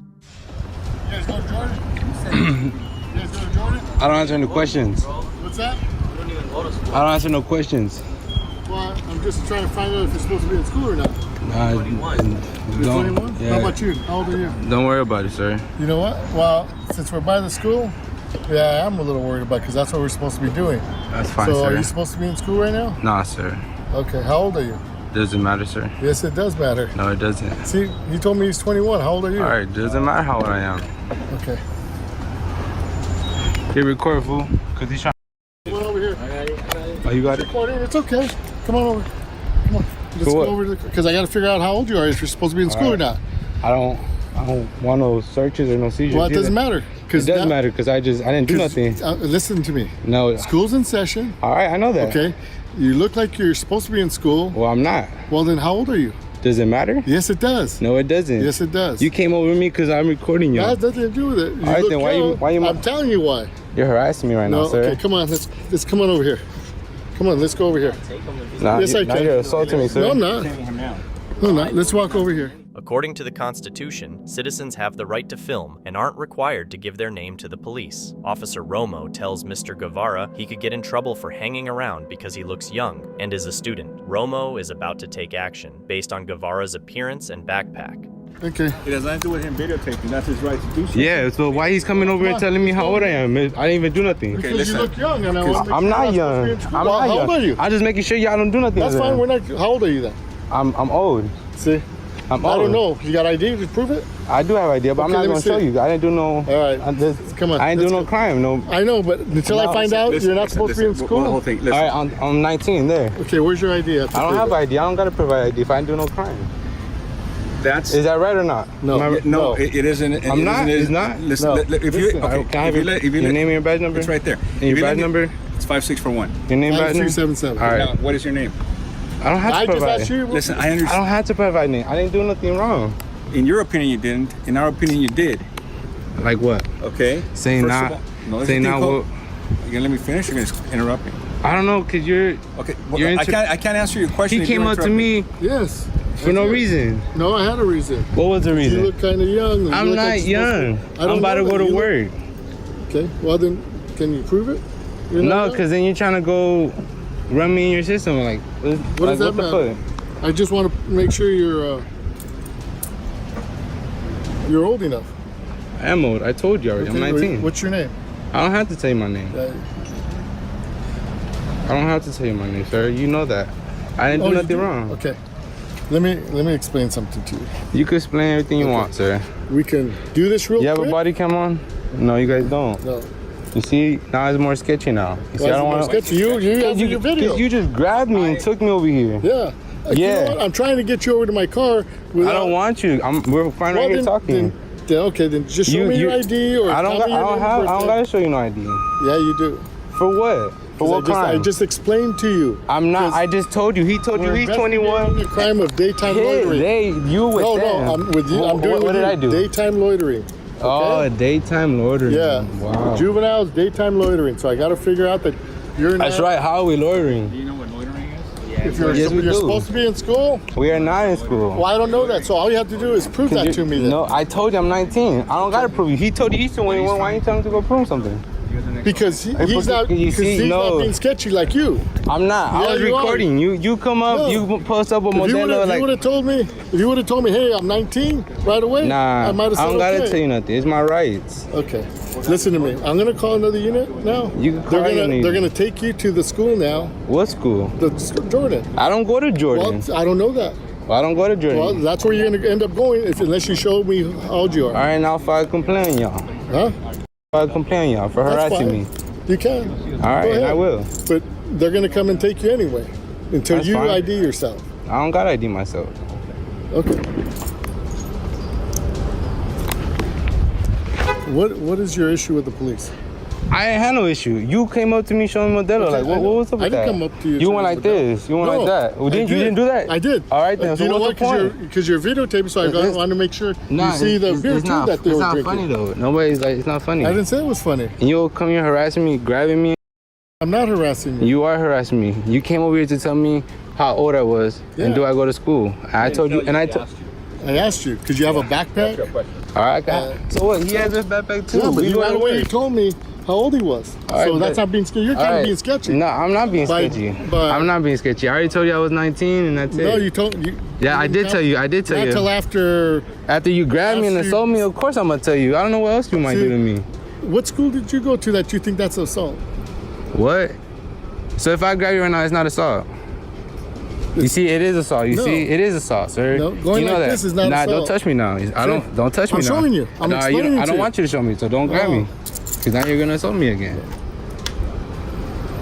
What is your issue? I have no issue. What's your issue? I don't have any. I'm just saying you're. I was trying to record them just to show you I don't do nothing. What happened to you?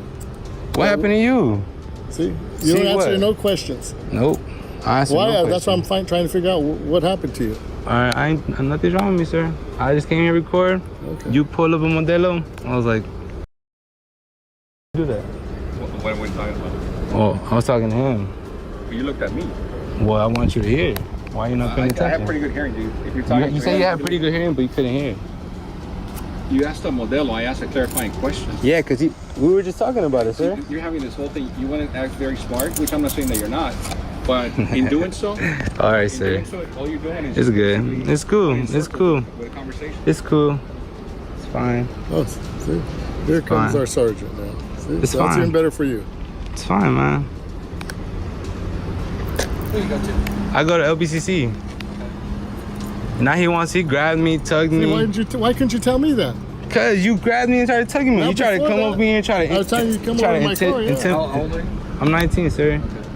And you over here grabbing me. Do you have ID to prove you're 19? Do I have to show ID if I never did? I'd like to know if you're 19. Otherwise, maybe you go to school. Right I don't go to school, sir. Okay, you can take my word. How do I know that? I don't know you from Adam, right? From where? Do I know you? From Adam? Yeah.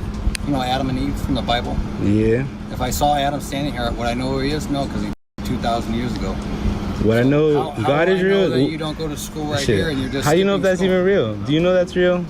What's that? It's an example, please. It's a fair speech. I know, but like, do we really know God's real? I'm talking to him. All right, you stay with it then, man. I have videotaping so they can put it on YouTube or whatever. Nah, I was just trying to make sure they were all right. Yeah, he comes over here. Trying to make sure that you don't belong in the school. I'm not. I told him. Okay. I told him already. Well, you can take my word for it. No, if you don't, we don't take people's then word I don't know, because you just so just want to. If you really wanted to, we could handcuff you, take you over to the school, and go. That's hey, what I told him. Well, yeah, he goes here. Or no, he doesn't go here. Then we go. Okay, there you go. Go on your way. You give me a name and a date of birth, I can make sure who you are. We're out of here. We leave you alone. Right? I already said I was 19, sir. Yeah, that doesn't. Now you guys gonna harass me, violate my rights. He assaulted me already. It's all good. Nope, it is assault. It is assault. If he just comes up to you and just grabs you and tugs on you, we're done. All right, sir. Officer Romo escorted Mr. Guevara to the police car, but released him after realizing he wasn't a minor. Thank you so much for watching. Don't forget to subscribe and hit the notification bell so you can stay updated with our latest videos.